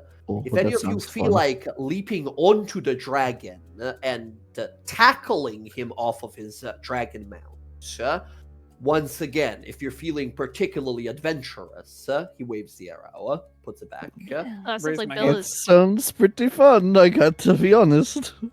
You see, Was you you see able to Jorik like, land? oh, hold on, just to get this clear. You want to shoot a person onto a dragon and then tackle a person hundreds of feet in the air off of a dragon, falling with them to the ground. And Jonas says, yeah. And Jorik's like, just making sure we're all hearing the same thing. It's a Very great well. idea. And you know, Bella, can't you switch your echo so that way you don't crash into the ground? I don't know how momentum works like that. Have you played Portal before? No. Look, I don't want to sound like your mom, because I'm not your mom. My mom No. would kill me if you did It- that. Okay. No one's gonna tell her. No one tells her. She's Here's gonna the- ask me, and I Don't can't lie. snitch. I can't lie to her. You keep lying to her. Last time you talked to her. That's different. That's tormenting you, and that's a little bit of a delight. Hey, here's the deal. If we want to go that route, Casimir can put fly into my helm, and I can tackle him, and then before I hit, cast fly to not hit the ground. That's smart. DM, I have a question. Yes, of course. Vortex warp. If you were to Yeah. cast it onto a flying creature that has a rider, would it take both the creature and the rider? No, you choose one creature. Okay. So there's an option. But you'd have to like fail a save. Well, luckily with the one remaining portent I have, he will fail. Okay. I thought you were saving Cool. that so he doesn't chop But- someone's head off. Yeah, that was just sort of backup in case. That's my other spell. head. Alright. Also, though, Before I thought we wanted him to fall to get like super hurt. That's what I'm saying is cast Vortex Warp while he's flying overhead, make the dragon go poof, he falls. no, part of vortex warp is you can't put him in like a. I'm Yeah, you not- have to put him on a surface. I'm not Yeah. affecting Archon, I'm affecting the dragon. Oh, so he would like fall off the Oh. dragon. Yeah, yeah. So I would target the dragon with Vortex Warp. He would fall. Dragon would be on the ground. Interesting. I think the dragon might be too big. Yeah, I don't know if does it have a size restriction? I don't think it does. Negative. The Vortex War spell. Dragon is a huge creature, so maybe. Yeah, awesome. You just choose a creature. It's just Perfect, another creature. Wow. It's a crazy spell. Fair. That's a good idea. I'm for this idea. So do you think Casimir, that he has any capability of saving himself while he falls? He says he has all these new powers because of the arm. will maybe the spell Oh that shit! You know what? That won't work. We're gonna have to rely. You can't rely on me. Why? Because of Because the anything eye. I do to affect him, I will be blocked. I'm certain of it. even if it attacks, if you're just doing the dragon, Anything that will go against whatever the hell Vecna wants right now, he's gonna try and block me on. so Then here's that would make you entirely unreliable for this entire fight. Well, I mean, we're not Well- around anyone who wants to read my mind. Do you want the ring? I don't know that the ring would do what we need it to do. I can give it a shot. We can take a look at it. I think it will. The mind shielding? Would the Mind Shield ring help with Casimir's little Vecna problem? I mean, you've had an amulet of like proof against detection before. That didn't do anything. You He still still got has whispers one. in your brain. Yeah. It still did whispers in your brain. It'll help against any common mortal man or dragon trying to scry on you or talk in your brain. Gods don't care. They are so much more vastly powerful than us that we can't even imagine comparing ourselves. So I'm still for then, Casimir either doing one of his two spells, either fly or embrace destiny on my helm so I can help with whatever we end up doing. I mean, he only seemed to stop you when you were trying to reach your friend, right? Not from anything else you've done.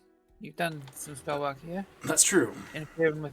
Yeah, Vecna's plans. I don't think you ever felt anything like that you can't interact with Archon. The only thing you felt is like when you get too close to him, like your fucking eye begins to hurt and his arm begins to hurt.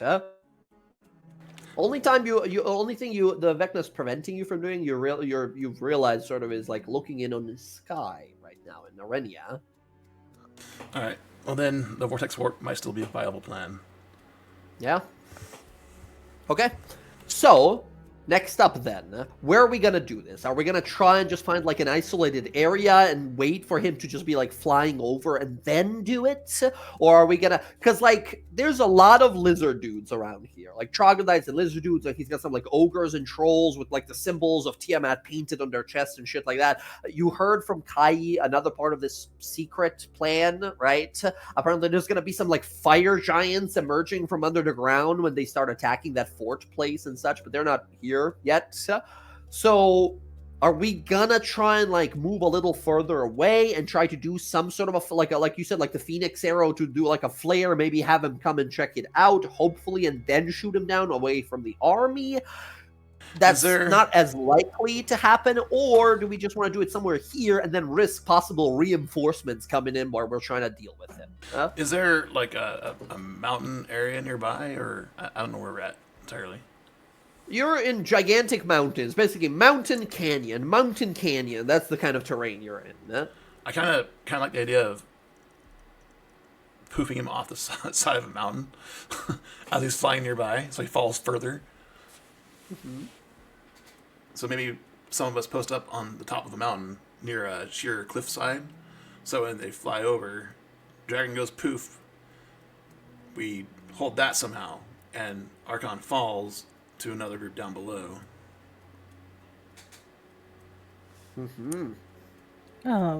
Question. I know Bryn was able to turn that guy into a cow. Can you turn that dragon into like something else, like a pigeon or some whatever thing is? You see, I turned him into a cow before I started communing with Cord. What the hell does that mean? When Horde she got rid hates of her cows. utility for Horde hates DPS. cows. No, when I started being more aligned with religion, I can no longer do that. I'm not as much of a druid as I was a cleric. Huh? Oh, that sucks. Bryn That found was religion. great. Religion ruining things again. I mean, also, Bryn, by the way, your lightning spells push stuff around. Oh yeah, right? they do. Oh yeah, if hell yeah! the- I could just knock them off. Right? I was gonna say I was gonna wait to see if you're gonna remember. I didn't want to tell you to. I did not remember that. Yeah. So, like, if you get the right angle, you might be able to just flick him off of his mount, right? Or if you hit him hard enough with like an attack from above, might send both him and his mount rocketing towards the ground. Yeah, I mean, I could just call lightning on them. Yeah, there you go. I mean, we can use the vortex walks to keep the dragon away, like in another thing. If he gets closer, we have to push him further away, right? Okay, so first of all, let's see. Stop theory crafting here, and let's actually do it here. So first of all, I need a survival roll from someone to find a location good enough, but it's like slightly far enough from his troops that he might like that you've seen him like come across a few times. Now that you've been here for a better part of the day, you've seen him sort of like cruise around on his dragon, just keeping an eye on everything. Can I have a survival roll from one of you guys to find a good enough location? I have an 11. I have an 11. Jonas will give you help action, and then on top of that, Jorik, who's really good at it as well, he will give you an additional +3 bonus to the roll. I don't think anyone else has better survival than you. Oh yeah, hell no. Yeah.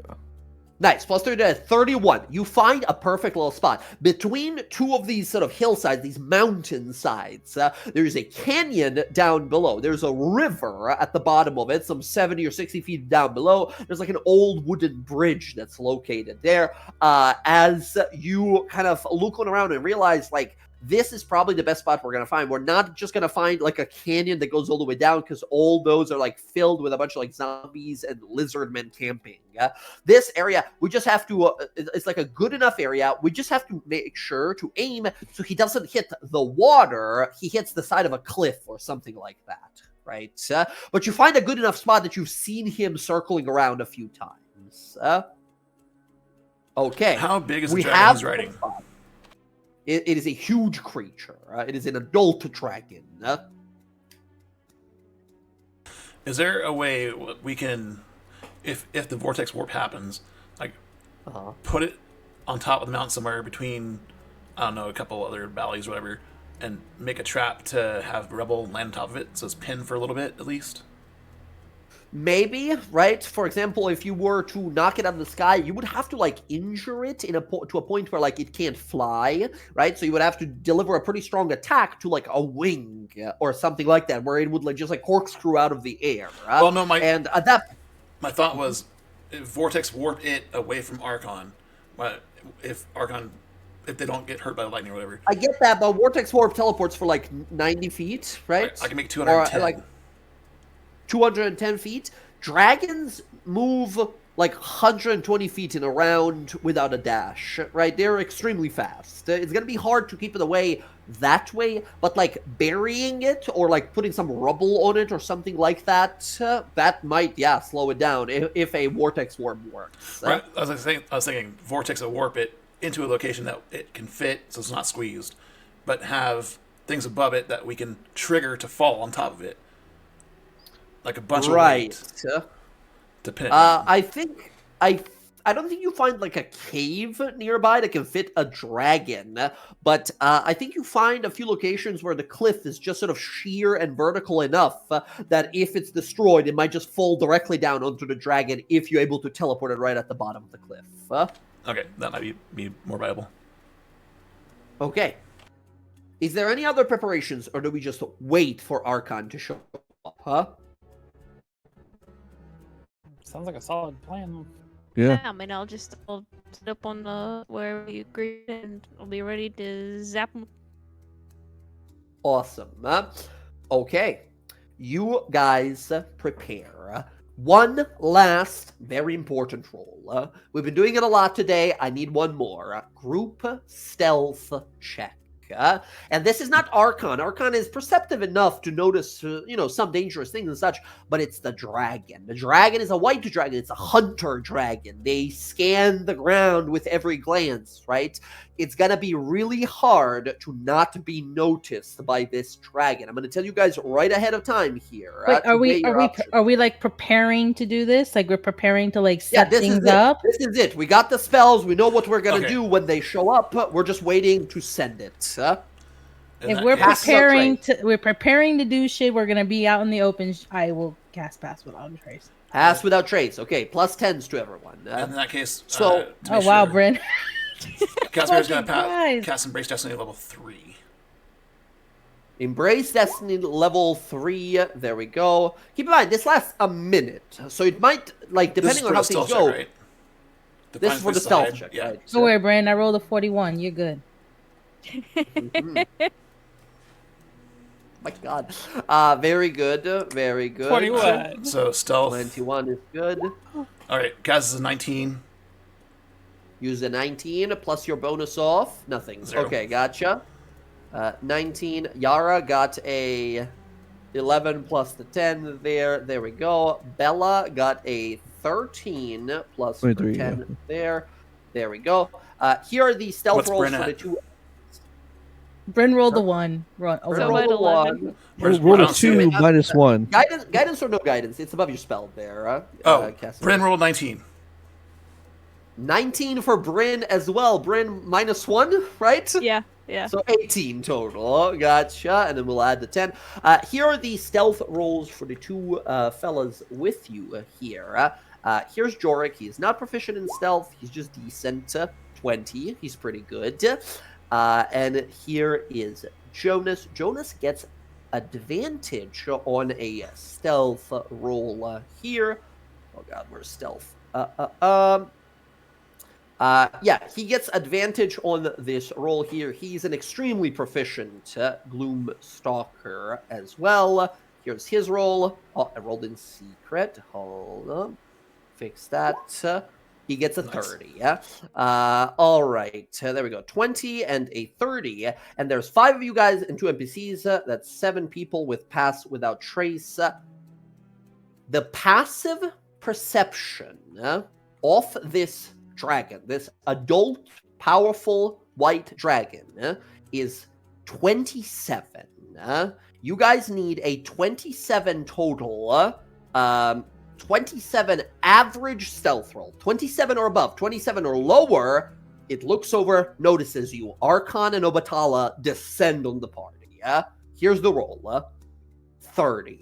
You guys' passive perception is 30. You see the dragon scan and then look the other way, as it continues to soar across. You guys prepare your spells and go. So we are, what order of events is happening here? And this is where we're going to sort of, well, I'll tell you what happens here based on rolls. We're going to end the session here for tonight in a little bit. Unless you guys are good to keep going for another 3 hours. That'd be cool. But I imagine not. I imagine not. So what is the order then? What is the first thing that is trying to get to them? Is it a vortex warp or is it lightning blast knocking them down? I think Bryn's lightning blast first. Vortex warp is a backup. Gotcha. Yeah, I mean, I you will just gotta allow. get 120 I feet, will allow yeah. for this knock him off this dragon operation here. I will allow everyone here to do 1 round of stuff. Right? You can do something that your class or abilities or whatever allow and such. However, if things go bad and you do have solutions for it, but you've already used your 1 turn, capability of things, you cannot assist any further, right? You're just doing this thing that you set yourself to do. So, pick what you're going to do during this first round. It's very important. So, as we see, the mighty Oathbreaker Paladin, the Chosen of Tiamat, Archon the Cruel, a name never more earned, an incredibly powerful paladin. You've only fought him once before, well, twice, I guess, and it was nearly a deadly encounter both times. He's away from his powerful allies. He's never been more exposed. The arm is decaying, the hand is hurting him. You see him arrive. Mighty white dragon, its wings like a tundra's gust, buffeting at the mountains nearby. You watch water below that he's flying begin to sort of freeze instantly here as he flies across. As you guys approach, as you see him flying across this river here, he pivots and begins to sort of fly further northward, and he clears the river, right? He's not going to fall into the river unless knocked that way. He is 300 feet in the air right now. As he's flying forward and across, he begins to descend in between these two mountains. 200 feet, 150 feet, 120 feet. Bryn, that's the range, I believe, of your coal lightning, yeah? 20, yeah, and I actually was going to use the Tempest Staff, and I was going to do Thunder and Lightning, which is going to be the Lightning Strike, which will be the bolts, and then it'll also be the Thunderclap, which will deafen them if they fail. And do Thunder Hell damage. yes! You rush forward. He turns, seeing a glimmer of something. We hear this lightning sound. He turns, and then you stand there. Boom! Staff forward. A crackling beam of light rockets into the sky. The dragon goes to turn in time, but it's too late. As you blast him with this, go ahead and roll me, first of all, that damage. Lightning strike. Yes, action staff, 96 lightning damage here, plus DC 70 can, and then a DC 70 con be thunder damage. I'm gonna channel divinity. I'm gonna max the damage. Oh yeah, because it's one effect. I'll say, because it's lightning or thunder, right? I'll say you max both of these effects here. What's 11 times 6? That's how much damage you just did. 66. 66. 66 points of thunder and lightning damage. Here is his dex save. 16. What's the AC? 17. He fails. Incredible. Here is next the con save. A million. He's not deafened. You blast him. This is a singular strike, but the first one hits him, and then boom, the thunder blast hits him, right? So he'll be knocked 10 feet and then 10 more feet is how I understand this works, right? With your not channel divinity, but your like level 6 ability that pushes people away. Yep. Because it takes 2 instances of damage that knock him away. So it's 10 feet and then 10 feet again, right? He goes, and because you're shooting from below, he's gonna go shooting up off of his mount. However, his mount is also moved with him here. Here are the dex save for Obatala. 22 on the dex, and then con. Con 20 as well. Succeed. So half and half of that. So 31 damage to Obatala, and then so it's like half lightning, and the lightning was what's 9 times 6? 40. Fuck math. 54. 54. Half of 54 is 27. So 27 lightning to him, and then 12 thunder. Okay. 39 points of damage to him. Incredible. Let me put you guys on a map. This is an area here that you guys are gonna be on. I placed you guys there for now, but you guys can be anywhere on this map you want to be. With your 30 stealth, go ahead and be anywhere on this map you want to be. Just go place yourselves wherever you feel like. Jonas is going to be up here on a hill, just sniping away. Jorik is gonna be over here, waiting for him to fall down and fucking blast his ass. I'm gonna be waiting right here with Jorik. Gotcha. For reference, there with the Jorik, river below is 60 feet. There is a bridge, right? There's a bridge, river below, 60 feet. Each of these segments, these like Shalestone style segments of the mountain here, are about 10 feet higher and higher up, right? We'll call this area where Yara is right now, that's ground zero. That's level 0, right? Okay, so boom, he gets blasted. I gotta give him a dex save here because he's riding on the back of a mount here. Here's the important one. Here's a dex save to see if he grabs and holds onto his mount because they're both pushed, right? It doesn't matter that some of them save. They're pushed no matter what, right? With the lightning. Correct, Emily? Yeah, they're pushed 10 feet. It's just no matter what, right? If you take damage from you, you're pushed. No matter what. So they're both pushed in a sort of similar direction. I'll give him a dex save. Disadvantage because he's trying to maneuver in midair here to catch the reins of his dragon before he begins to plummet. Here's the dex save. Disadvantage. I'm going to say DC 17 from your staff. Wait. Here. So did they both get knocked? Because the other one, he didn't... hold on one second. Because the other one made the saves, so... Right, but it doesn't matter, right? As long as they, so he as only, long as it's they only take lightning damage. So if he, okay, never mind. They both get Right. It's not thunder. Wait, how large is he? Thunder? He is medium. The dragon is huge. Yeah, it's only large or smaller, so it doesn't That's knock the dragon. huge. Okay, no save necessary. Then here, he's rocked off of the dragon. The dragon spins around to go like Archon to leap and like grab him, right, to assist him. What do you do? Vortex Warp. Put him in our little trap we made. What level do you do this 5. at? How? Level 5. So how many feet is that? It's 180. 180 feet. We will say 180 feet to the south. So he's across this mountain where you guys are at, beneath a cliffside. Okay, he's beneath that cliffside. He's not buried in any way. Did you guys want to place something there to like explode or activate? I wanted to rig some kind of trap with the help of our survivalists to bury him, pin him somehow with a bunch of rubble. Incredible. I'll say here then, can I have one more? This would be like a trap making a thing. So again, Roxy, I think a survival roll from you here to set up like a rockfall trap onto the dragon when it like appears there, hits the ground. Oh yeah, I mean, if I can have Jonas help me make a trap. I mean, definitely. First of all, I gotta make a con save here to see if you do expend and everything happens here. Here is the roll for Obatala. Obatala gets a 24 on the Constitution save. Got a 1. Would have made it. Got a 1 instead. Okay.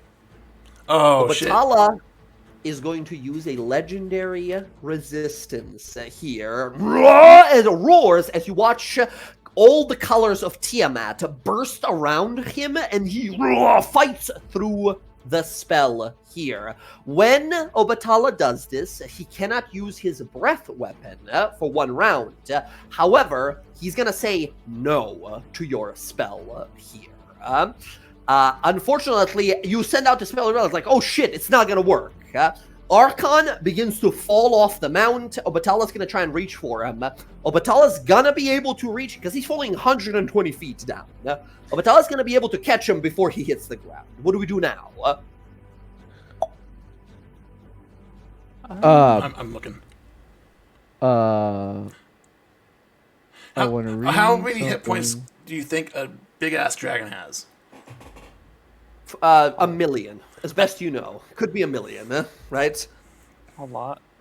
A lot. How far? Right? How far is Archon from us? Archon is currently 120 plus 20, so he's 140 feet above you, about to fall down. Because all this is happening kind of in a similar time, right? Brain goes blam, blasts him off his mount. The mount tries to get teleported. Obatala gets teleported, fights against it, right? Says no, and tries to push towards him. So the dragon is 120 feet up. Archon is 140 feet up. But he's like flying in an arc. He's going to come down this way. Could... It's very high up in the air. To buy that time for him to catch him, like to interfere with it, could Casimir cast Repulsing Wall? No, because remember what I said. You're going to be only able to cast 1 spell during this 1 turn of effect. You're going to be able to do. Here's okay. Bella will try something. I will try to jump. I want to try to time it so I can try to get the max range here. I'd like to jump as high as I can and then cast darkness on Archon. Interesting. To like block like vision of him from the white dragon? Correct. So he's 140 feet up. What's the range of darkness? 60 feet. That's why I was asking. So Oof, that's I know very that's why. high up. I know. That's why it's a yeah. I'll say this: if you're able to get yourself somehow up to 60 feet up, I will allow this. With a jump, a high jump for you is like 3 plus. You can jump 10 feet or something. This is not enough, right? You need 50 more feet of distance. Can Yara like help me? Toss I me? I can't throw you that. Throw a person that high. 50 feet up. Like Yara, Yeah. realistically, you might be able to throw her like 20 at the peak of your strength. Could I double a verbal spell's distance with thaumaturgy? Wait, sorry, fucking what? Say that again. Thaumaturgy, you can project noise louder. Could I double a vocal spell's distance? Very cool. What is the spell you have in mind? Command. Command. I'll say this is a very rush of the moment adrenaline type of a spellcast. I'll say, Yara, give me a Arcana roll using your spellcasting ability to pull this off. Oh, okay. So Arcana using your charisma, basically. Yeah. Are you proficient in Arcana? I'm not proficient in Arcana. Okay, so charisma roll. This is not going to be easy. You are trying to push beyond the limits of your spell here. I need you to hit a 16 or higher on a straight charisma roll for you to sort of double the distance of your spell in this one crucial moment. Okay, here we go. That's a 14. I'm going to 14, use my gift of the Fae, or fortune of the many. And I'm gonna right. pull in a couple extra points here and boost up enough. How much is that actually? How many points can you get? I can get 3 off of it, so that make it 17. 17. Let's fucking go. You call out command. Who do you shout a command to, and what to do what? The dragon, and I tell it to halt. Incredible. Okay. Here's the roll, right? A wisdom saving throw for Obatala. What's your DC? 18. 18? Gets a 22. The dragon continues to roar and push towards Archon here. All incredible. Over there. So, here's how I think I would like to do it. If basically, I want to, get as high up as I can. I want to try to toss my echo. Bonus action. What? Bonus action. Swap with my echo, and then cast. Oh my god! So you grab it, forearm clasp, spin each other around, and toss her into the air. And as she's sort of flying up, you switch. Exactly. Oh, that is incredibly stupid and everything D&D is about. Let's fucking do it. Go ahead. You're going to need to give me a hefty athletics roll because your echo doesn't weigh anything and you can throw it as hard as you sort of can. But the moment you swap with it, gravity is going to go, and you're going down, right? So I need an athletics roll. I'll say this. With an athletics roll of, I'll say 25, you get 60 feet up. On an athletics roll of 30 or more, you go almost, I'll say with a 30, you throw your echo, all the way to Archon if you want to. Okay, let's see. 28. 28. Okay, Let's go. You toss the echo. The echo goes 60 feet up. You switch. You are 60 feet up in the air, looking down at this crevasse. You see Archon flying in the air, grabbing for his gigantic weapon, that horrible thing. You heard its name, Fane Eater. And he begins to look around at what is happening. He's sort of in surprised motion right now. The dragon is trying to reach towards him. And I will cast Darkness. I believe so. I can choose an object, right? It might be the object that's not worn or carried. Carried. It is true. Okay, yeah. So I'll cast Darkness to try to block the vision. Yeah, exactly. The dragon panics, goes to grab. Also, once again, we're facing very powerful enemies, so they have high bonuses and a lot of stuff. Right. So as the darkness envelops him, the dragon rushes forward. Who's left? Is there anybody? Because this will be the last thing that's resolved here. Because right now, Archon disappears in a ball of darkness, right? He's not able, we don't see him, the rest of us now. So, to go down the line here, let's do this over here real fast. Bryn, you did your lightning staff. That would be most of the stuff you can do. You have a bonus action still. Was there anything you wanted to do as a bonus action? Yeah, you know what? I'll just go. You know, we're probably gonna get fucked up. I'm gonna go chalice. Chalice.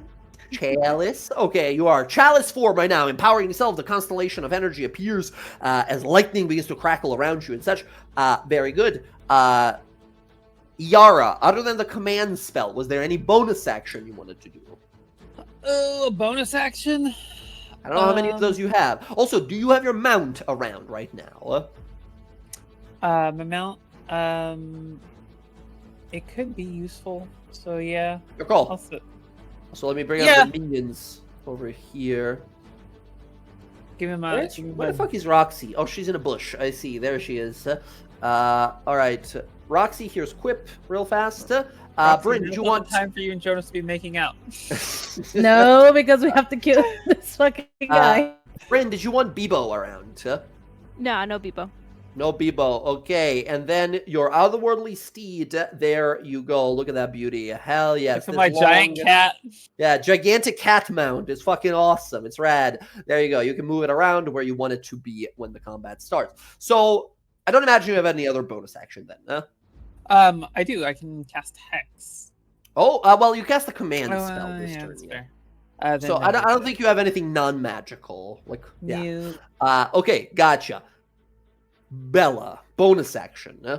I don't think so, right? I bonus action you swapped. swap You with swapped. the Echo. Yeah, action cast the spell. Gotcha, you're done. I don't think Jory and Jonas are going to do anything. They're just sort of waiting for this guy to hit the ground, to hate all the damage, to be stunned, all that. Okay, so Casimir, you did your spell as an action here. Anything as a bonus? Also, wizard. I don't imagine. Maybe a potion of some sort that you want to drink. No, he can't do that bonus action because he cast a spell already. So he'll just cast Prediction, which is a cantrip. But it's also an action, right? Oh, you're right. Correct. Never mind. And use your action to vortex warp. Yes. Huh? Never mind. No, he's Okay. good. Okay. All right. That said, let me see here. I'm just gonna set it down. Okay. Unless I missed anything, I think that's everyone's everything. Oh, sorry, Jesus, Roxy, you're sorry, my bad. It's okay. Roxy. Well, when we're getting everything ready, I have direct delay, which is a poison that I wanted to put on arrows. How many could I put for one vial? Because I have 3 vials. 3 arrows. So. Okay, so I would want to shoot one at the dragon. At the dragon, go right ahead. You are stealth. You have advantage.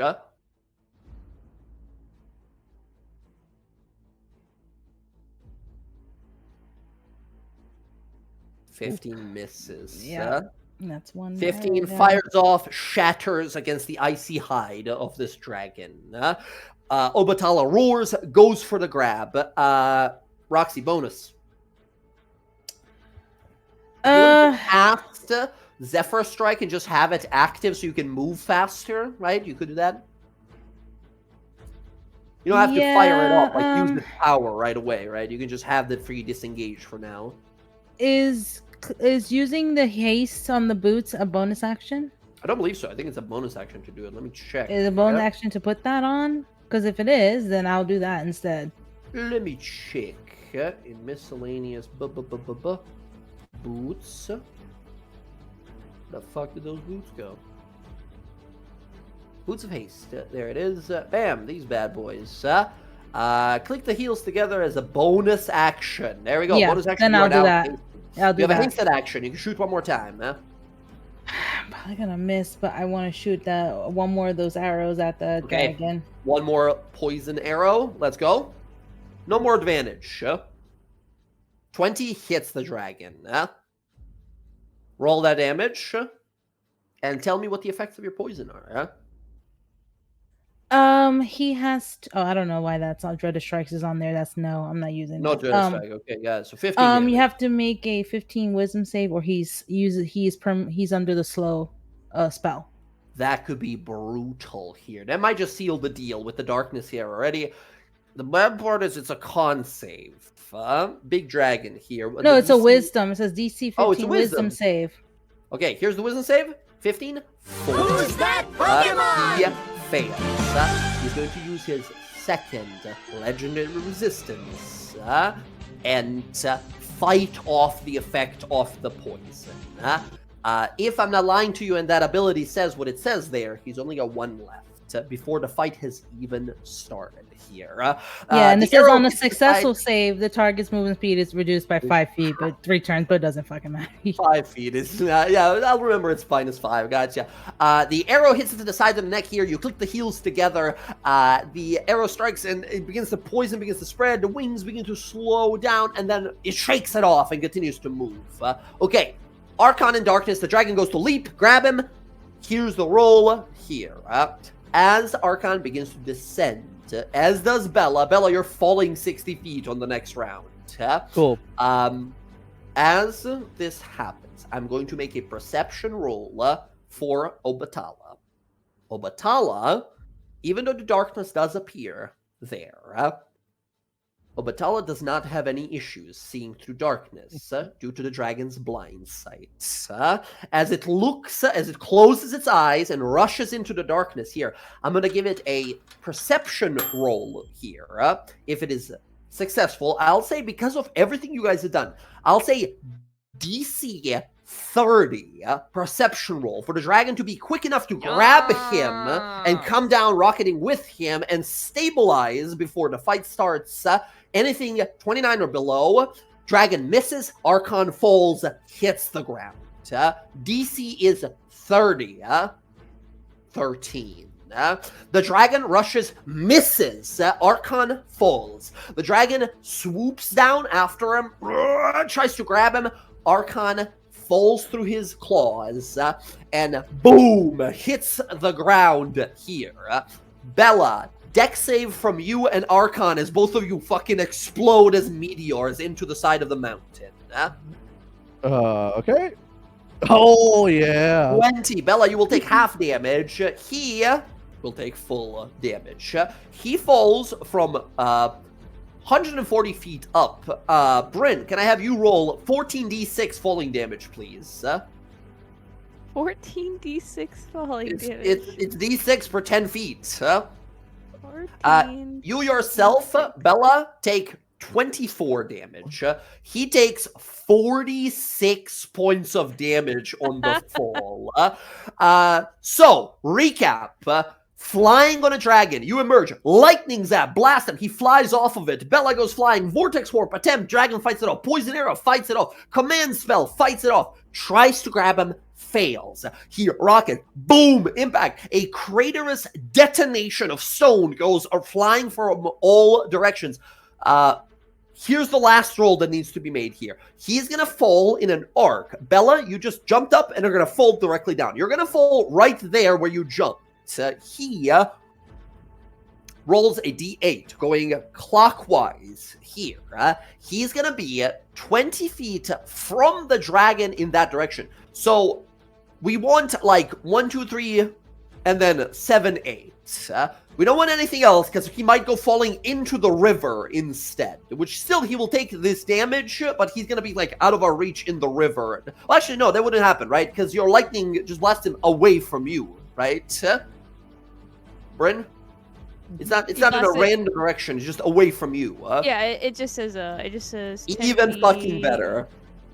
10 feet Even away better. from you. Awesome. He lands on the cactus. Boom! Explosion here as he and Bella will begin the combat both prone. Right there. He's gonna fall like right fucking there. I took half Prone. at 24, right? Because I Yes, you succeeded? took half, so 12 damage to you. 12, He yeah. takes full 46. Okay, so can I have everyone now please roll initiative? Plan success. Partially. The dragon is still fucking here, and it's gonna try and fight us. Yes. The dragon just descends as a part of its like trying to catch Archon. The dragon is currently 6 feet in the air above us at the beginning of this combat. My God, you maniacs, you've done it! Incredible. Absolutely incredible, you guys. All right. Here's the roll for Obatala. 18 for Obatala. Casimir, you rolled twice. I have You mean initiative. to roll twice? Sorry? I have initiative with the Ascendant Dragon Touch Focus. Oh, advantage. Yeah, Advantage. it's already in there. It's already in there. If you mouse over it, you'll see that it's already in there. You rolled Oh, a is it? 15 and a 14. Oh, I only said the one number. My bad. All good. Here's Archon. Archon gets a natural 2 for a 3 total. Oh no, Archon. That's pretty bad for a guy laying prone in front of a paladin over here, and a warrior, and a fighter. Mamma mia, that's gonna be painful. Okay, there we go. So, that said... Smite the shit out of his elbow. Smite on smite kind of action. All right. There we go. Everyone's got their initiatives. This is where we're going to end the session for tonight with Bella, boom, hitting the ground, instantly standing up and going over to, like, beat the shit out of him, right? As the next coming up is the giant dragon, like, stay away from him, as it lands down to fucking attack you guys, right? So, this is how we start. At some point in the combat, I need some of you guys to do something obvious or significant enough to be like, evil fire dragon, come help us, right? So they would know to come here and join us. Otherwise, they don't, like, they're not omniscient. They don't know you guys are doing this right now. Okay, here are the initiative rolls. First for Jonas here. Jonas gets an 8. Not too great for Jonas.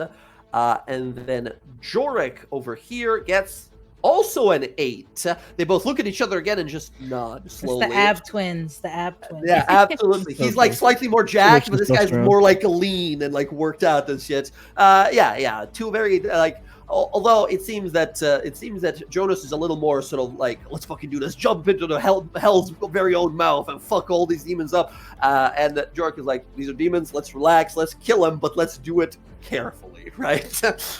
So awesome. That is the end of the session for tonight. Thank you all so much for playing. That was fucking wild. This very last setup here. Guys, bring everything you have last time. Last time you fought Archon, first thing he did, he hit you and he did 60 damage with one attack. This guy is insanely powerful and he's a paladin on top of that, right? We got him in a most disadvantageous position we were ever going to get him in, right? He doesn't have his cleric, he doesn't have his barbarian friend. One of the dragons is on our side. He's still here with an adult dragon. That's a deadly combo, right? And while Archon is also very dangerous, this is an adult white dragon. Very dangerous. Very fucking dangerous. Flying, powerful, strong fists. Fucked up, right? Dragon. I'm super fucking excited for next week. Oh god. Is a white dragon ice dragon? It is a white dragon, so yeah, cold-based Don't worry, we play Pokemons. We got the fire dragon. He's gonna kill him. They're not necessarily like weak to each other's damages or anything. That's like elementals more so. Well, he lost 2 of his resistances, so he did. Only one left. I have an important question. Yes. If we kill him, can I have the Whirlpool Blade? Depends. It's not up to me. But yeah, that's what Obatala looks like. That's a mammoth in comparison, right? So this is a very big fucking dragon. And also, you guys, those of you proficient in history will just know that ice dragons are the least intelligent of all dragons. Mm-hmm. They are more so hunting beasts than they are like intelligent, scheming, like manipulators, right? They are more so creatures that just look for the biggest, toughest thing and they want to hunt it because it brings them sort of wild pleasure, right? Run, Bella, run.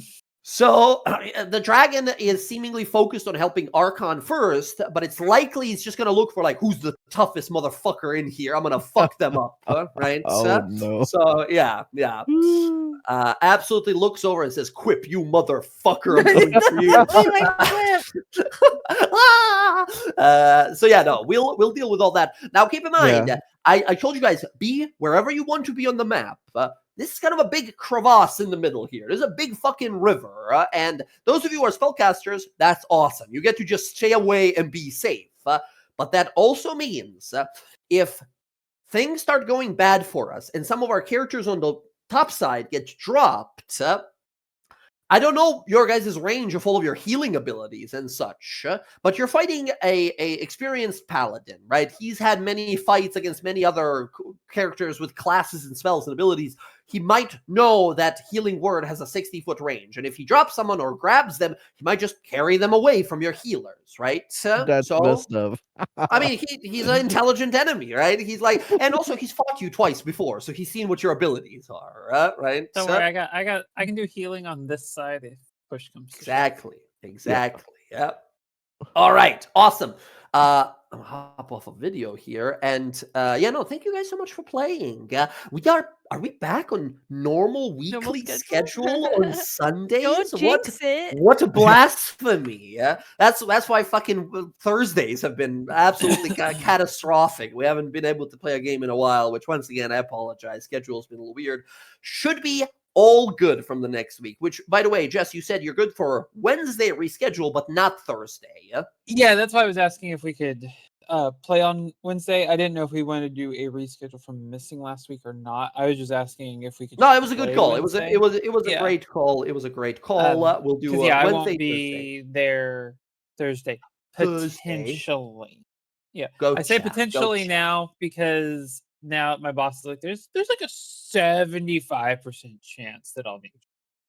Basically saying like 100%. I'm just gonna show up and remind you that you gotta show up. Yeah. If I show up Thursday, I'll be there. Nope. No pressure. Yeah, I'm gonna assume no that pressure probably won't. All right.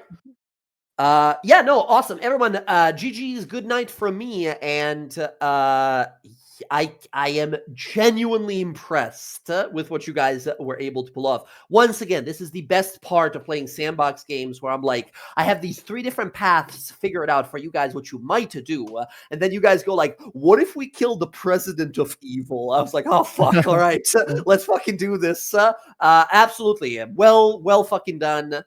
I really hope I don't just roll a natural 20 on the first attack next time, and we have to panic and reorganize our entire fucking plan, right? Because once again, that's what I have an echo for, Jay. That's hyper fucking dangerous enemy. Hyper fucking dangerous. Okay. Now, also, I think, that was a little surprise. Like, ooh, Evil Dragon, work with us. And Evil Dragon's like, I would like to be evil president next. And you guys are like, shit. Well, all right. They're bad guys. They are all, so many of them are just out for themselves, right?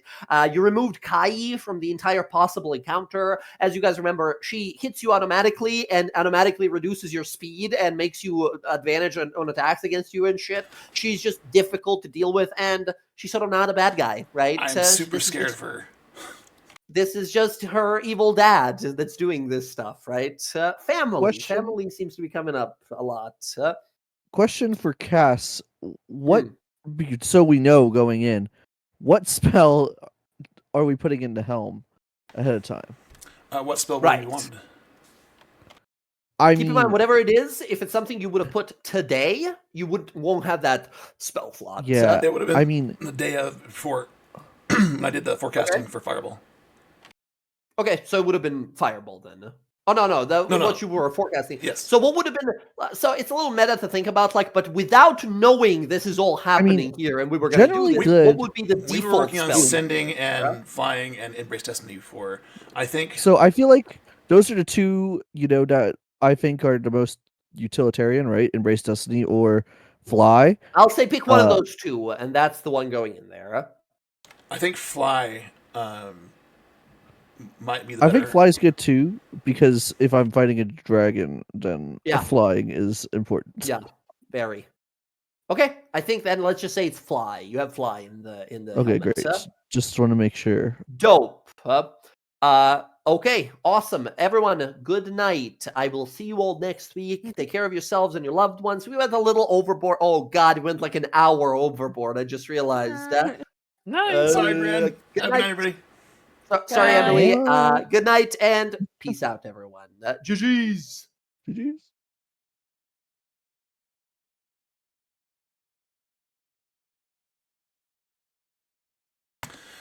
Okay, that was D&D, The Adventures of DawnGuard. Getting into a big fight next week with Archon the Cruel, a major character from the Tal'dorai storyline.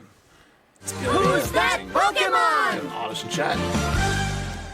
I'll wait to see if anybody else throws before we leave. Or before I end stream, actually.